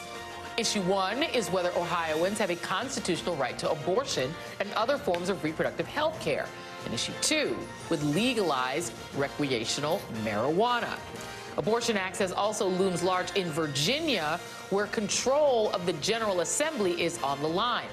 Those state legislative races will determine if Republican Governor Glenn Youngkin can pass abortion restrictions in a state that overwhelmingly supports abortion access. Meanwhile, in Kentucky, we will find out if voters believe that incumbent Democratic Governor Andy Beshear has successfully sold his personal brand as distinct from his national party. He's being challenged by the state's Attorney General, David Cameron, infamous among many for dismissing all but minor charges in the police killing of Breonna Taylor. He's a politician groomed by Senator Mitch McConnell and endorsed by Donald Trump. And at 8 p.m. Eastern, polls will close in the mayoral races in Houston and in Philadelphia, which will likely elect its first woman mayor.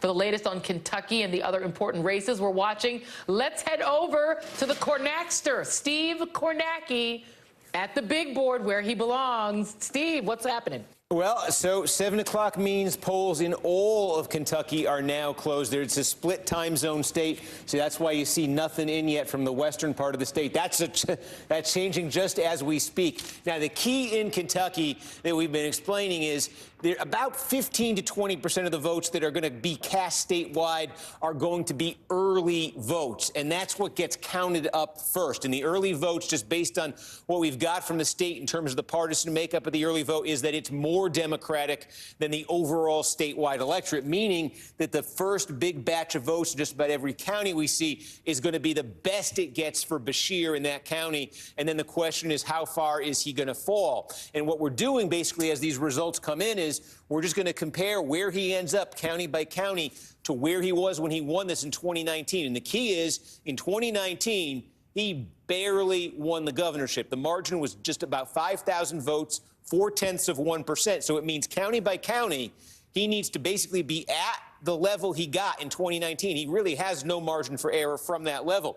So we are starting to get a few counties. They're small, but they're ticking up towards 100% of the vote counted. For instance, Taylor County, a small county here, but they got 94% of the vote in. And you see Daniel Cameron, the Republican, running at 59.2%, Beshear running at 40.8%. And I can tell you, in 2019, Beshear got 37% in this county.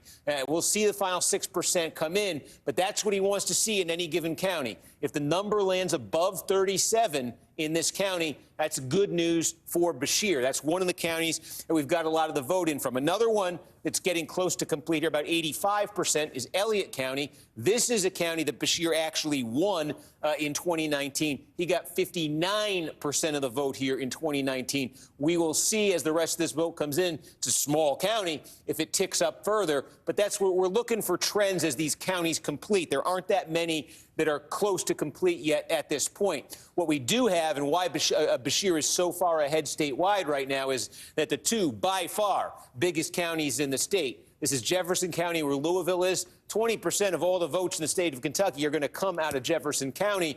And then Fayette County, where Lexington is, close to 10% are going to come out of there. They're core Democratic counties, and we've got the early vote from there. So it's sort of the best for Beshear from what are going to be his strongest and biggest counties. And they really account for that big lead you see in terms of the statewide margin right now. But again, we want to see in those counties, as the rest of the vote comes in those counties, we want to see how close he gets. Is he at or above his 2019 level? The other key place we're looking are these three counties right here. These are right outside of Cincinnati. They together account for about 10%, I should say, of the statewide vote. And you can just tick right down. You start here in Boone County. Now, Beshear got 41.5% of the vote here in 2019. Currently, he's sitting at 47.5%. Let's see how far it falls down. One of the keys to Beshear's victory in 2019 was these two counties, which right now are blue. He won in 2019. Went Republican in the presidential election. These are sort of suburban Cincinnati counties. He won them both in 2019. You see Kenton County. This is where Covington is. Beshear, 61-39 right now. He won this with about 49.5–50% of the vote last time around, and he got about 51.5% in Campbell, a third of the vote in. He's running at 65. So again, as these are sort of the best numbers he's going to get in these places, but as the rest of the vote comes in, That's something we're keeping an eye on. Is he holding on to those 2 counties in suburban Cincinnati that he won narrowly? And then the other part of the story is a lot of small rural counties throughout the state. You can see a lot of empty space here that are going to come in. Individually, they're small. Collectively, they're significant. And they're expected to give Cameron big margins. And we'll see if those margins are enough for him to offset from these core Democratic areas what we already see Beshear getting. Again, about 20% of the vote in statewide in Kentucky right now. That's the lead for Beshear. But again, keep in mind, we got early votes from the 2 core Democratic counties, and in just about all these counties, he's at his high water mark right now. He's got his khakis on and he's ready to party. Steve Kornacki, wave your arms. Just do the arm wave. If anything comes in that we need to know, and we will break back in and we'll come right back to you. Thank you, my friend. You got it. Much appreciated. Okay, Steve, we'll be back. Either way, with another update as the polls close in Ohio as well. And joining me now is Connie Schultz, Pulitzer Prize-winning columnist and author of the Hopefully Yours newsletter on Substack. Michael Steele, former RNC chair, MSNBC political analyst, and host of the Michael Steele podcast. And Basil Smikle, Democratic strategist and director of the public policy program at Hunter College. And you're at the table with me, so I'm going to come to you first, Basil. What do you see going on there in Kentucky? Because it looks right now, per the great Steve Kornacki, that the current governor is overperforming, at least with like a small percentage of that vote in the counties that he needs to. How is it looking? What do you think? I think it looks very good for him, and we're sort of happy about that as I look across the country, because as you're right with the tease at the beginning, that abortion's on the ballot, voter suppression is on the ballot, all of these really key issues that are hopefully going to mobilize voters in 2024. Interestingly enough, it is not being discussed, but it's something I've been talking a lot about today, our elections in New York. Why is that? Because there are a couple of city council seats where the Republicans are actually competitive over issues like the migrant crisis and a host of other economic issues that are a little concerning to me, because what I've been hearing from a lot of voters, African-American and Latino voters, particularly those from the city that moved to the suburbs, that a lot of these issues are actually top of mind for them. Yeah. And there's a movement towards Trump.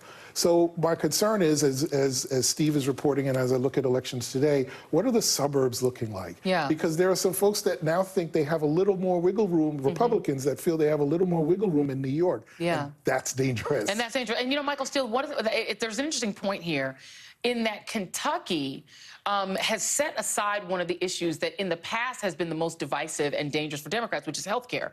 Because, of course, Andy Beshear and his father were very wise about the way they expanded Obamacare, or what is called Connect in Kentucky. Yeah. So health care is actually not an issue on the table. They've expanded Medicaid, so they're relatively well off in that area. And the issue that's most divisive in that race is what Daniel Cameron did. And for black voters, who are not a huge percentage of the Kentucky electorate, that is an issue that is a no for them. So he can't use the fact that he's African-American to his advantage in a state like Kentucky, and there's not something like an abortion ballot on to help him. But Andy Beshear has family name, pretty gold family name in Kentucky, and he's got an issue where it's his opponent that seems the most divisive. What do you think? Well, I think that's exactly right. And the question, when you lay out a scenario like that, or the condition of an election like we see in Kentucky, is how are voters digesting this? And it really goes to what Basil just put his finger on. There's a lot of hoopla around big stuff, bright, shining object, election night.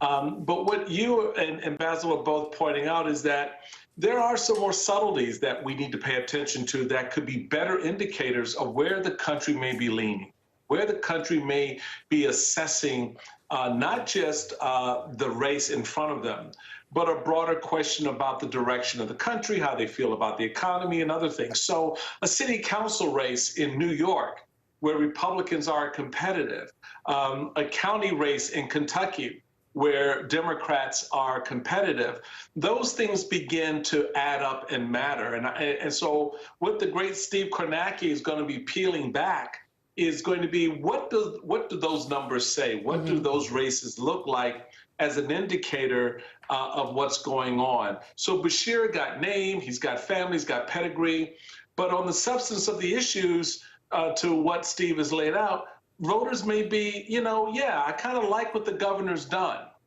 right? And so I think we need to be careful in what we, take away from these elections in terms of as a final say of where the electorate is, because we're a year out from 2024, right? Yeah. We'll be doing this a year from now on election night in 2024, but at least we get a little peek into how voters are looking at these elections. And I think that can be an important guide, especially for Democrats, who, in my humble opinion, have fumbled the ball on messaging and yet may still be saved by the electorate because of the performance of governors like Bashir.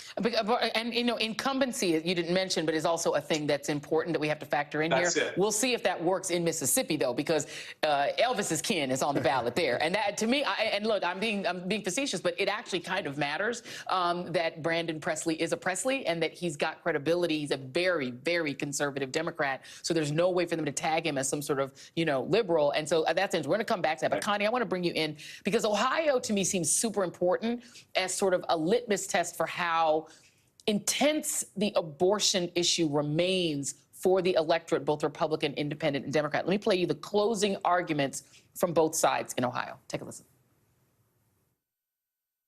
Issue 1 would allow an abortion at any time during a pregnancy, and it would deny parents the right to be involved when their daughter is making the most important decision of her life. Here in Ohio, the state is trying to ban abortion even in cases of rape. When I hear that, all I can think of is, what if it's my daughter? That's why I'm voting yes on 1, to stop government from passing these extreme abortion bans. Connie, how's this looking in Ohio? Well, they can still vote for, I'm looking at my clock, it's 7:12, polls close at 7:30. Anybody who's still in line, please vote. We don't want to discourage anybody from doing it. I'm very optimistic, I have to say. Early voting is higher than it was in August. And you know what happened in August with issue 1. At that time, they had to vote no. This time they have to vote yes. All these different ways around this. And it looks like voter turnout will exceed August. No, this is tentative, right? I keep looking at my phone as you all were talking because people sending me numbers. I've been optimistic about this all along. However, if this does not pass, all it means is that the language was so confusing deliberately by Republicans, excluding much of the language of the bill. That's the only way that this will be defeated. But I'm feeling that that's not going to happen tonight. And you make a really good point. And I'm going to come back to you on this, Basil. Let me play Glenn Youngkin, because the issue of abortion, Republicans caught the car. They're the dog that caught the car. But they haven't figured out how to make themselves not look like they want to do the Handmaid's Tale, which, let's just clear, a lot of them want to do the Handmaid's Tale. Here's Glenn Youngkin. Essentially, he is trying to sell a national 15-week abortion ban on the basis of what happens in Virginia. Here's his closing argument. We've been completely straightforward and clear. I will back a bill to protect life at 15 weeks. I really feel that this is a moment for us to come together around reasonable limits where we can protect life at 15 weeks. As we entered this cycle, I had pulled together leadership and said, I think we should progress a bill that protects life at 15 weeks. The candidates that are all running have all agreed this is the bill that they would progress. Is this a powerful message Democrats are missing out on? I mean, the fact that Glenn Youngkin has sort of slid in under the radar, not seeming as extremist, but he book banned before DeSantis, and now he's like, hey, national abortion ban starting in Virginia. And Republicans were talking about what happens if Trump does, goes by the wayside, gets arrested, imprisoned. This might be our guy coming forward. Maybe we can do a swap. So yeah, no, I do think, to Michael's point earlier, it's an opportunity for Democrats to really message this very strongly, because you have also a speaker who wants to do everything that states are doing across the country. So we've got to talk with a greater sense of urgency around this that I do hear, but I'm concerned that a lot of parts of the party are not hearing. Michael, let's go to Mississippi real quick. The Brett Favre using money that was intended for the poor to build his daughter a cool sports edition for herself or whatever, for her volleyball career. Does that end up hurting him enough that Elvis's nephew can win? That's a good question. How does that translate for folks? To be honest, just stepping away from it and being this far, I don't think it will really factor for a lot of those voters. There hasn't been a lot of blowing up around that. And yeah, it was a scandal. I think that's kind of there's blowing up about it, though, my brother. They're blowing up about it. It's hurt his popularity. It's made him very unpopular, Tate Reeves. Yeah, but the question is, how does that then translate into votes? Donald Trump is unpopular, but national polls have him beating Joe Biden. So, I'm not gonna base, my experience in politics, I'm not gonna base how a campaign is gonna turn out around who's unpopular. What I'm gonna base it on is how Reeves and Presley are managing their ground game and how they're managing the vote and who they're turning out. Are they turning out voters who see Reeves as unpopular? Are they taking advantage of his unpopularity among Republicans and using that to their advantage? So, I think, again, smart tactics at this stage in this national election, because this is part of the national election, Joy. You know that. Absolutely. So smart tactics at this stage at every level is critically important. And those of us in the democracy space have got to get smarter and quicker and team up faster around these elections so that we are prepared for what's about to hit us when this game really begins afoot in January. I'm going to give you the last word on this, Connie, because Biden's unpopularity is actually kind of frightening Democrats now. I mean, he's not winning in most of these swing state polls. Is that something Democrats should be concerned about a year out, in your view? Well, you just answered it. It's a year out. And I want to say something else. Duncan, no Democrat thought he was a moderate. No Democrat ever thought Mike DeWine was a moderate. This is a national narrative that occurs too often. Mike DeWine had a few months during COVID, but I have covered this administration. I've covered him for years. I've covered state Republicans for 2 decades. There is not a moderate among them at this point. And we are talking about controlling women's bodies. And if anyone, I was listening to another network briefly this evening, suggesting that this election will be over and then everybody's going to be calm and forget about it. They are so underestimating the rage of women, not just the compassion we have for other women, but the rage we are feeling that here I am at age 66, telling men still that they have no business trying to control women's bodies. You have not begun to see what we are capable of in this presidential race. Yeah, I think I've seen some of the numbers out of Ohio that the percentage of people who are angry about Roe v. Wade being overturned is something like 40%, and those who are just dissatisfied is like 20. It's like 7 in 10 are either angry or dissatisfied, but angry is the highest number. Connie Schultz, Michael Steele, Basil Smikle, thank you all very much. Steve will be back with us at 7:30 when polls do indeed close in Ohio. If you are still in line, stay in line and vote, vote, vote, vote. But up next, the worst fears of Trump's attorneys become reality as he blurts out an incredibly damaging admission on the stand. Who would have thunk it? The latest from the courtroom when the readout continues.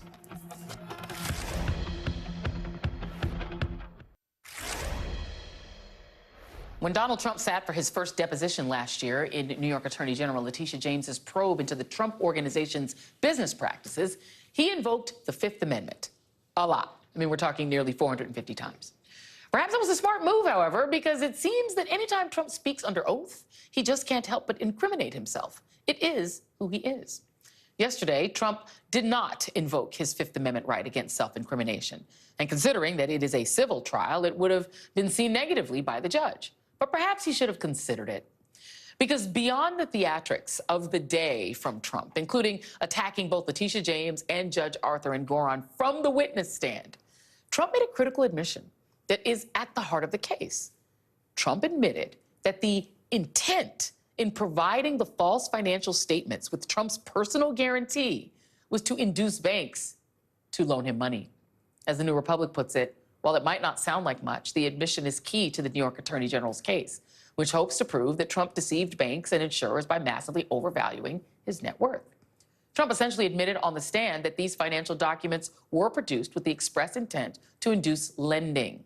The Trump Organization was likely able to secure loans at far lower interest rates due to all the overinflated valuations. Last week, a banking expert testified that those favorable loan terms likely saved Trump and his company more than $168 million.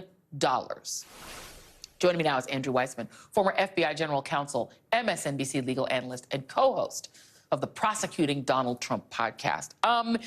Andrew, Donald Trump's admission on the stand, given the fact that Judge Engoron has already found for Letitia James' office on the substantive questions, seems bizarre, a huge error? Is it just that he's got no self-control? Like, isn't this case over? Yes. I mean, in terms of the outcome, I think the only issue is what are the kinds of remedies that the judge is going to impose. And I sort of have two thoughts on that. One is, you know, Joy, very frequently witnesses who are not telling the truth may start off well, but as the day progresses, it sort of gets harder and harder to maintain focus on what the truth is and what you're supposed to be saying.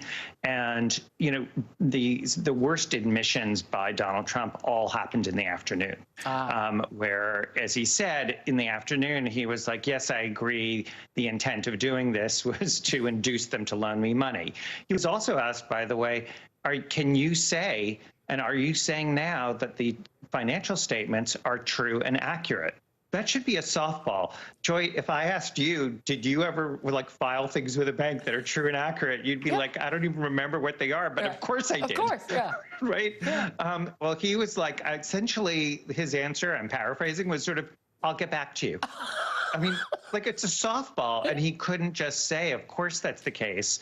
And I think it's because he was thinking, well, I know they're not, so I don't actually want to lie about that and adhere to what he had said in the morning.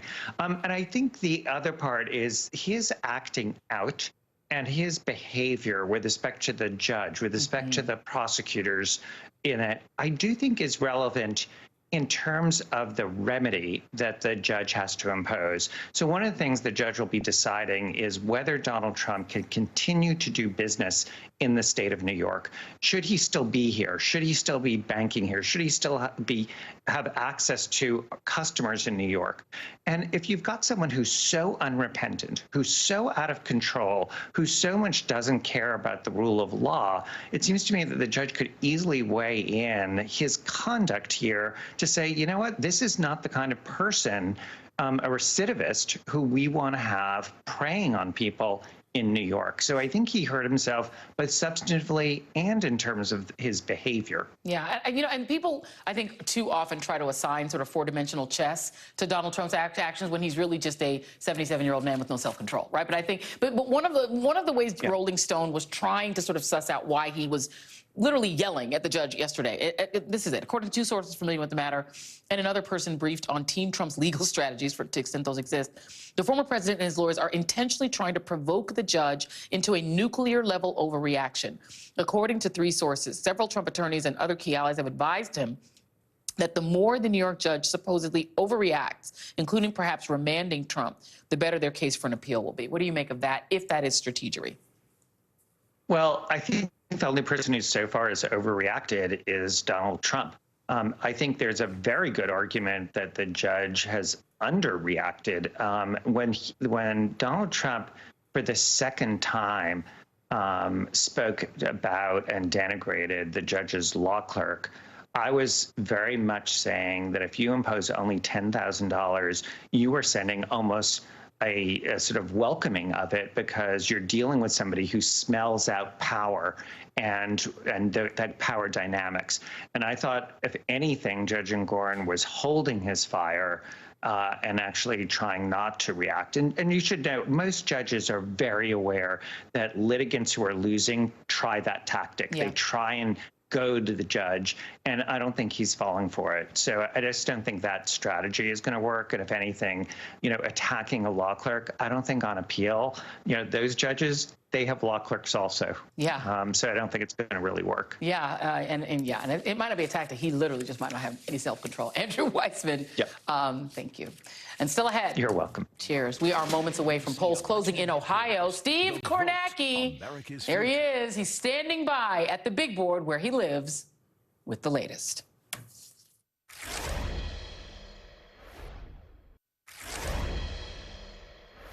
Polls just closed in Ohio, with voters deciding whether or not to enshrine abortion rights in the state's constitution and whether or not to legalize marijuana. Steve Kornacki is back at the big board with the latest. What have you got, Steve? Yeah, we do have in Ohio The poll's closing just about right now. And in fact, you see that right on the screen right there.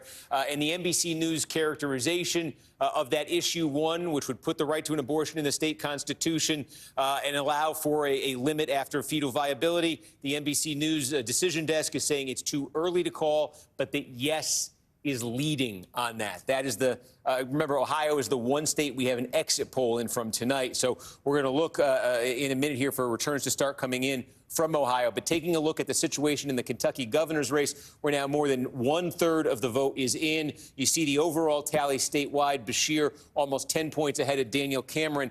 I think a couple things are starting to stand out in terms of what we're looking at here. One of them is just we're talking about when you get full results from counties, how is Beshear doing relative to how he did in 19? Because he barely won in 19, so is he at or above the levels he got in 2019? And we're starting to see counties that are getting close to being all in. We're starting to see a bit of a pattern here where he's running, for instance, in Bell County, he's running about 2 points above where he finished in 2019. You know, small county, but, you know, with 95% in, there's about 1 precinct left there. You know, that is an improvement for him. So we're seeing a lot of these counties, they're small, rural counties. A lot of them are Republican counties. Here's a big one, actually. Laurel County is one of the largest plurality-producing counties for Republicans in the state. More than 90% of the vote is in there right now. Cameron's winning it, but Andy Beshear only got 26% of the vote here in 2019. And with 91% in, he's at 31.5%. Now, these are good signs for him. These are not huge shifts in huge counties in terms of population, but we're seeing a number of counties that come in like this. The other thing I think on a bigger scale that's encouraging for Beshear right now would be you take the second largest county in the state, Fayette. This is where Lexington University of Kentucky is, core Democratic county. But again, about 85% nearly of the vote is in right now. It's no surprise that Beshear is winning big, but he's sitting at basically 72% of the vote. He got 66% of the vote out of this county in 2019. And you take a look at some of the the areas right around Fayette County, sort of the suburbs of Lexington. You look at Scott County, we got more than 60% of the vote in, and here's Beshear sitting at 57%. He got 49% of the vote here last time around. So, you know, you look at where the state capital is, Franklin County, Frankfort's here. Now, it's only a third of the vote. Beshear got 61% here in 19. He's sitting at 75%. That'll come down. But if there's a trend here where he's landing a couple points consistently above where he did in 2019, that's what he needs to do. That coupled with big turnout from these core Democratic counties. Again, you see Jefferson, by far the biggest county in the state. The city of Louisville is here. All we've gotten so far pretty much is the early vote out of there. But again, Beshear, banking a big number from there, and the votes to come will still be very Democratic. So that's another big opportunity for him. One of the other big counties of the state, Warren, where Bowling Green is. We don't have any numbers from there yet, but that's a county that Beshear was able to win in 2019. So we'll see what the numbers look like there. And then again, these Cincinnati suburbs that we've been talking about. Now, nearly 90% of the vote is in Boone County. This is where Florence is. This is right outside Cincinnati. Again, these are pretty large counties as Kentucky goes in terms of population. 90% in, Cameron leading, no surprise there. But what did Beshear get in 2019 in this county? He got 41% of the vote. So with 90% in, he's running above that level. Go next door, Kenton County, only about a third of the vote in here. Beshear, again, this will come down, but Beshear did get 49.5% of the vote here, won it by a whisker back in 2019. This is where Covington, Kentucky is.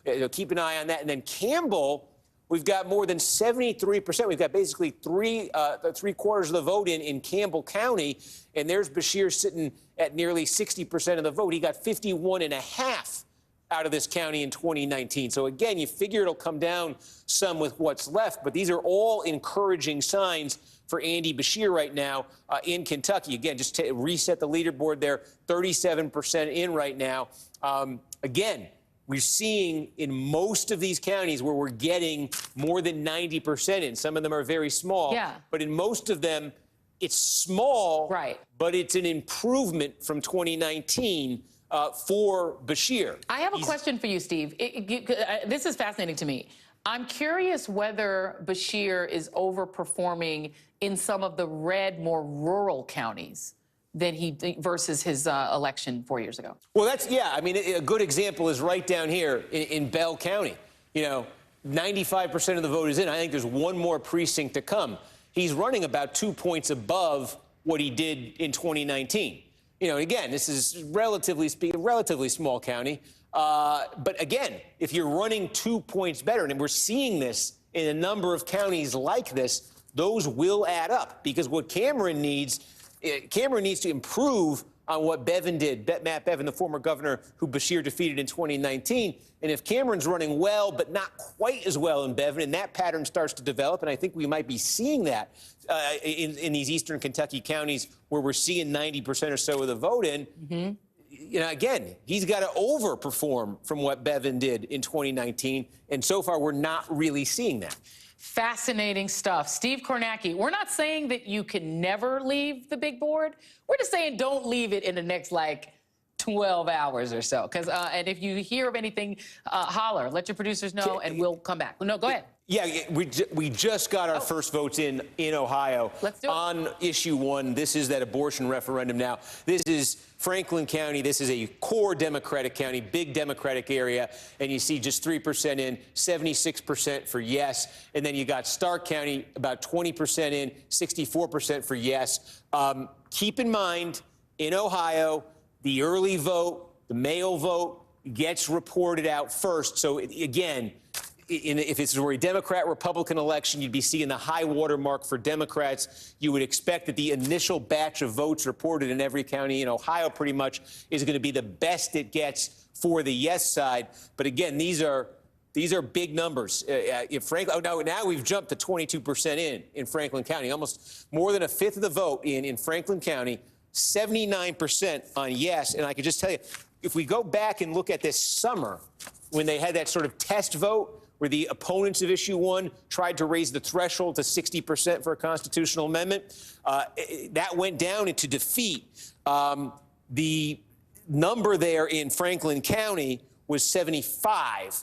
And so this is sitting a little bit above that. You expect it to come down a little bit as the vote comes in, but it's still a core Democratic county.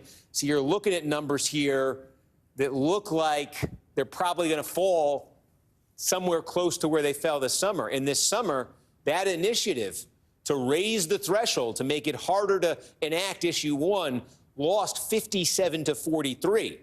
So the yes side on issue 1 has room to fade from their performance this summer.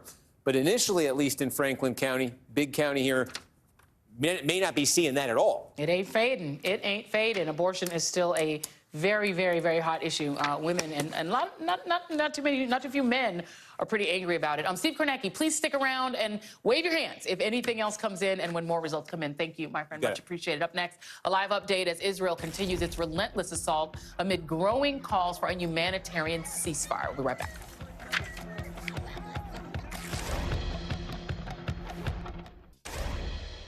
Gaza is becoming a graveyard for children.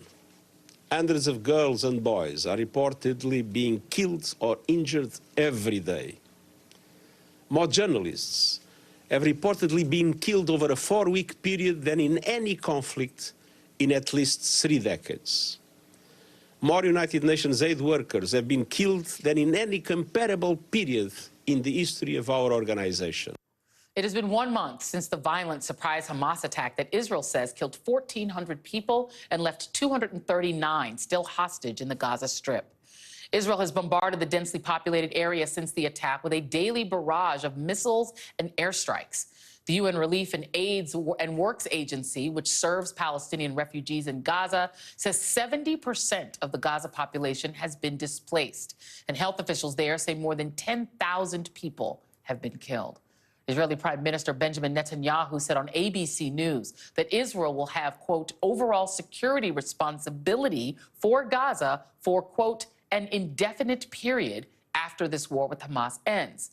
His comments offered the latest and clearest indication yet that Israel plans to reoccupy the territory that it turned over to ostensive Palestinian control in 2005, though Israel has continued to control access to Gaza from land and sea. Hamas won elections to govern the Strip in 2006, the last time there was an election there. Netanyahu also said in a briefing today that no gas or aid workers will enter Gaza until all of the Israeli hostages are released. Joining me now from Tel Aviv is NBC News correspondent Hala Garani. Hala, what is the situation on the ground in Gaza? And given the fact that the Israeli prime minister has said no aid workers, no oil, no nothing gets in, are there aid workers still on the ground, and are they able to operate at all? Well, agencies are operating. You mentioned the UN Relief and Works Agency, which is in charge of refugees there and has been for decades, in fact. There are developments on the ground militarily. The Israeli Prime Minister has announced that the Israeli military is encircling Gaza and operating inside of the city, which means that perhaps this is really, we are beginning this new chapter of this war, which is entering its second month, where Israeli soldiers are going perhaps tunnel to tunnel, door to door, and building to building. The indefinite period that you mentioned there, the Israeli Prime Minister is saying that Israel will be in charge of the Gaza Strip security for an indefinite period. Now, he did say that, but what does that mean exactly? Does that mean that they will reoccupy Gaza in the way that they were occupying Gaza, say, 15 plus years ago? That's very unlikely. Could it mean that they will establish some sort of security buffer that will eat into the Gaza Strip, where there will be no civilians? The United States has said time and again that it opposes the idea of a reoccupation of Gaza, certainly in the form that occupation took many years ago. The concern from the Palestinian side is if there is a security buffer, will Palestinian civilians who have been forced to leave their home south ever be able to return? As far as the humanitarian situation, you mentioned how dire it is, more than 10,000 people dead, according to the health ministry operated by Hamas. And there are reports that the ICRC and the Palestinian Red Crescent, that some humanitarian convoys have been hit on their way down south. And this is a complaint we've heard from humanitarian agencies time and again, that there is no safe place in Gaza. I should mention one small bright spot, Joy, and that is that the number of evacuations through Rafah into Egypt have increased. Today, I'm looking down here at the figures, at least 500 people, most dual nationals and foreign nationals, have been able to leave the Gaza Strip, as well as a handful of injured Gazans. But in those IDP, internally displaced camps, Joy, there are diseases that are starting, skin conditions, diarrhea, all sorts of problems, and people there just cannot make it to the hospitals, who are overwhelmed with much, much graver concerns right now. Back to you. Hala Garani, thank you. Please stay safe. Thank you for that report. Much appreciated. Still ahead, hundreds of artists band together as activists demanding that President Biden push for an immediate ceasefire in Gaza. 3 of those artists join me next.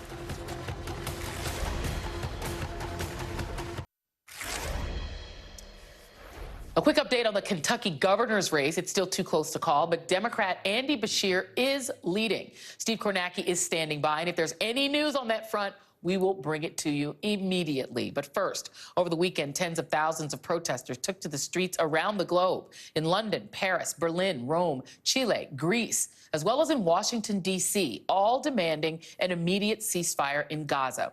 People of all races, religions, nationalities, and professions have joined that call, including over 200 artists, actors, and musicians who signed an open letter to President Biden, writing in part, "We urge your administration, Congress, and all world leaders to honor all of the lives in the Holy Land and call for and facilitate a ceasefire without delay, an end to the bombing of Gaza, and the safe release of hostages. We refuse to tell future generations the story of our silence, that we stood by and did nothing." As Emergency Relief Chief Martin Griffiths told UN News, history is watching. Joining me now are actors Wallace Shawn and Cynthia Nixon and stand-up comedian Mo Amer. All are activists who signed on to this open letter calling on President Biden to demand a ceasefire. Thank you all for being here. It's such a pleasure to have you, and in such, awful circumstances. But I just want to go around the table, and I want to start with you, Mo. This is personal for you, obviously, because your family is there. They're in the West Bank. Just tell me how you're doing and what you want to see differently done by the administration. First and foremost, I would love to see a ceasefire. I mean, the preservation of innocent civilian life is the most important thing to all of us here today. And I also want to just acknowledge how absurd it is to even have to say it out loud, that innocent killing of people is wrong. And you have to say this out loud. And this is where we've reached. This is the point that we've gotten to as a people where it's almost controversial. Yeah. It is controversial to just ask for simply a ceasefire, knowing that so many innocent civilians are dying. How is your family doing? Yeah, and the West Bank is a day-to-day thing. I mean, there is a tremendous amount of settler violence coming from the illegal occupation that's there, from the different settlements that are there, and every day it's terrifying. Yeah. I'm constantly reaching out to see if they're okay, how they're doing, do they have enough food, do they have enough water. Clearly, the situation is much different there than it is in Gaza, where they don't have any water, don't have any food, don't have any electricity, which is a war crime, but it still continues to happen, which is absolutely mind-blowing. I don't know. This just needs to stop. It just absolutely needs to stop. Yeah, and Cynthia, I mean, there's been a lot of tension in Hollywood, about whether people say something, don't say something, and what you say. And I think it's very emotional, I think, on all sides. What made you decide to sign on to this letter, and what do you want to see done differently?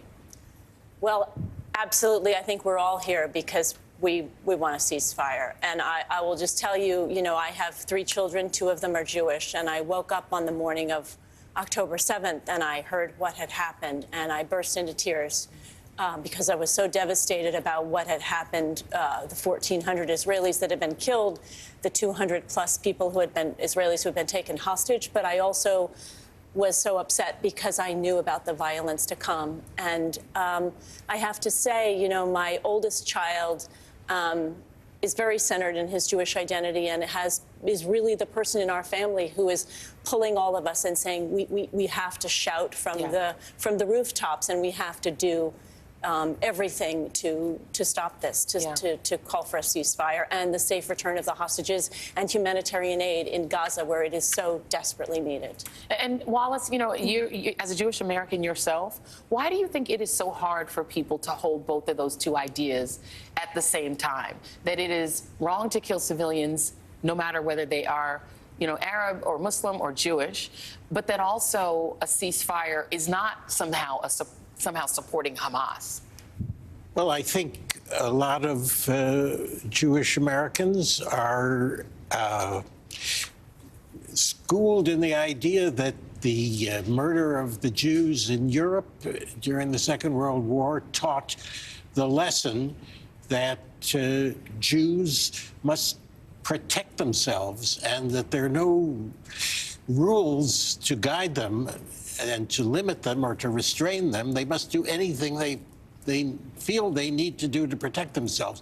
I am more drawn to the idea that we need to all protect ourselves against each other and against the somewhat horrible side of our own nature, which can be called upon at any time. So I think many of the people, particularly, as you say, in Hollywood, don't understand.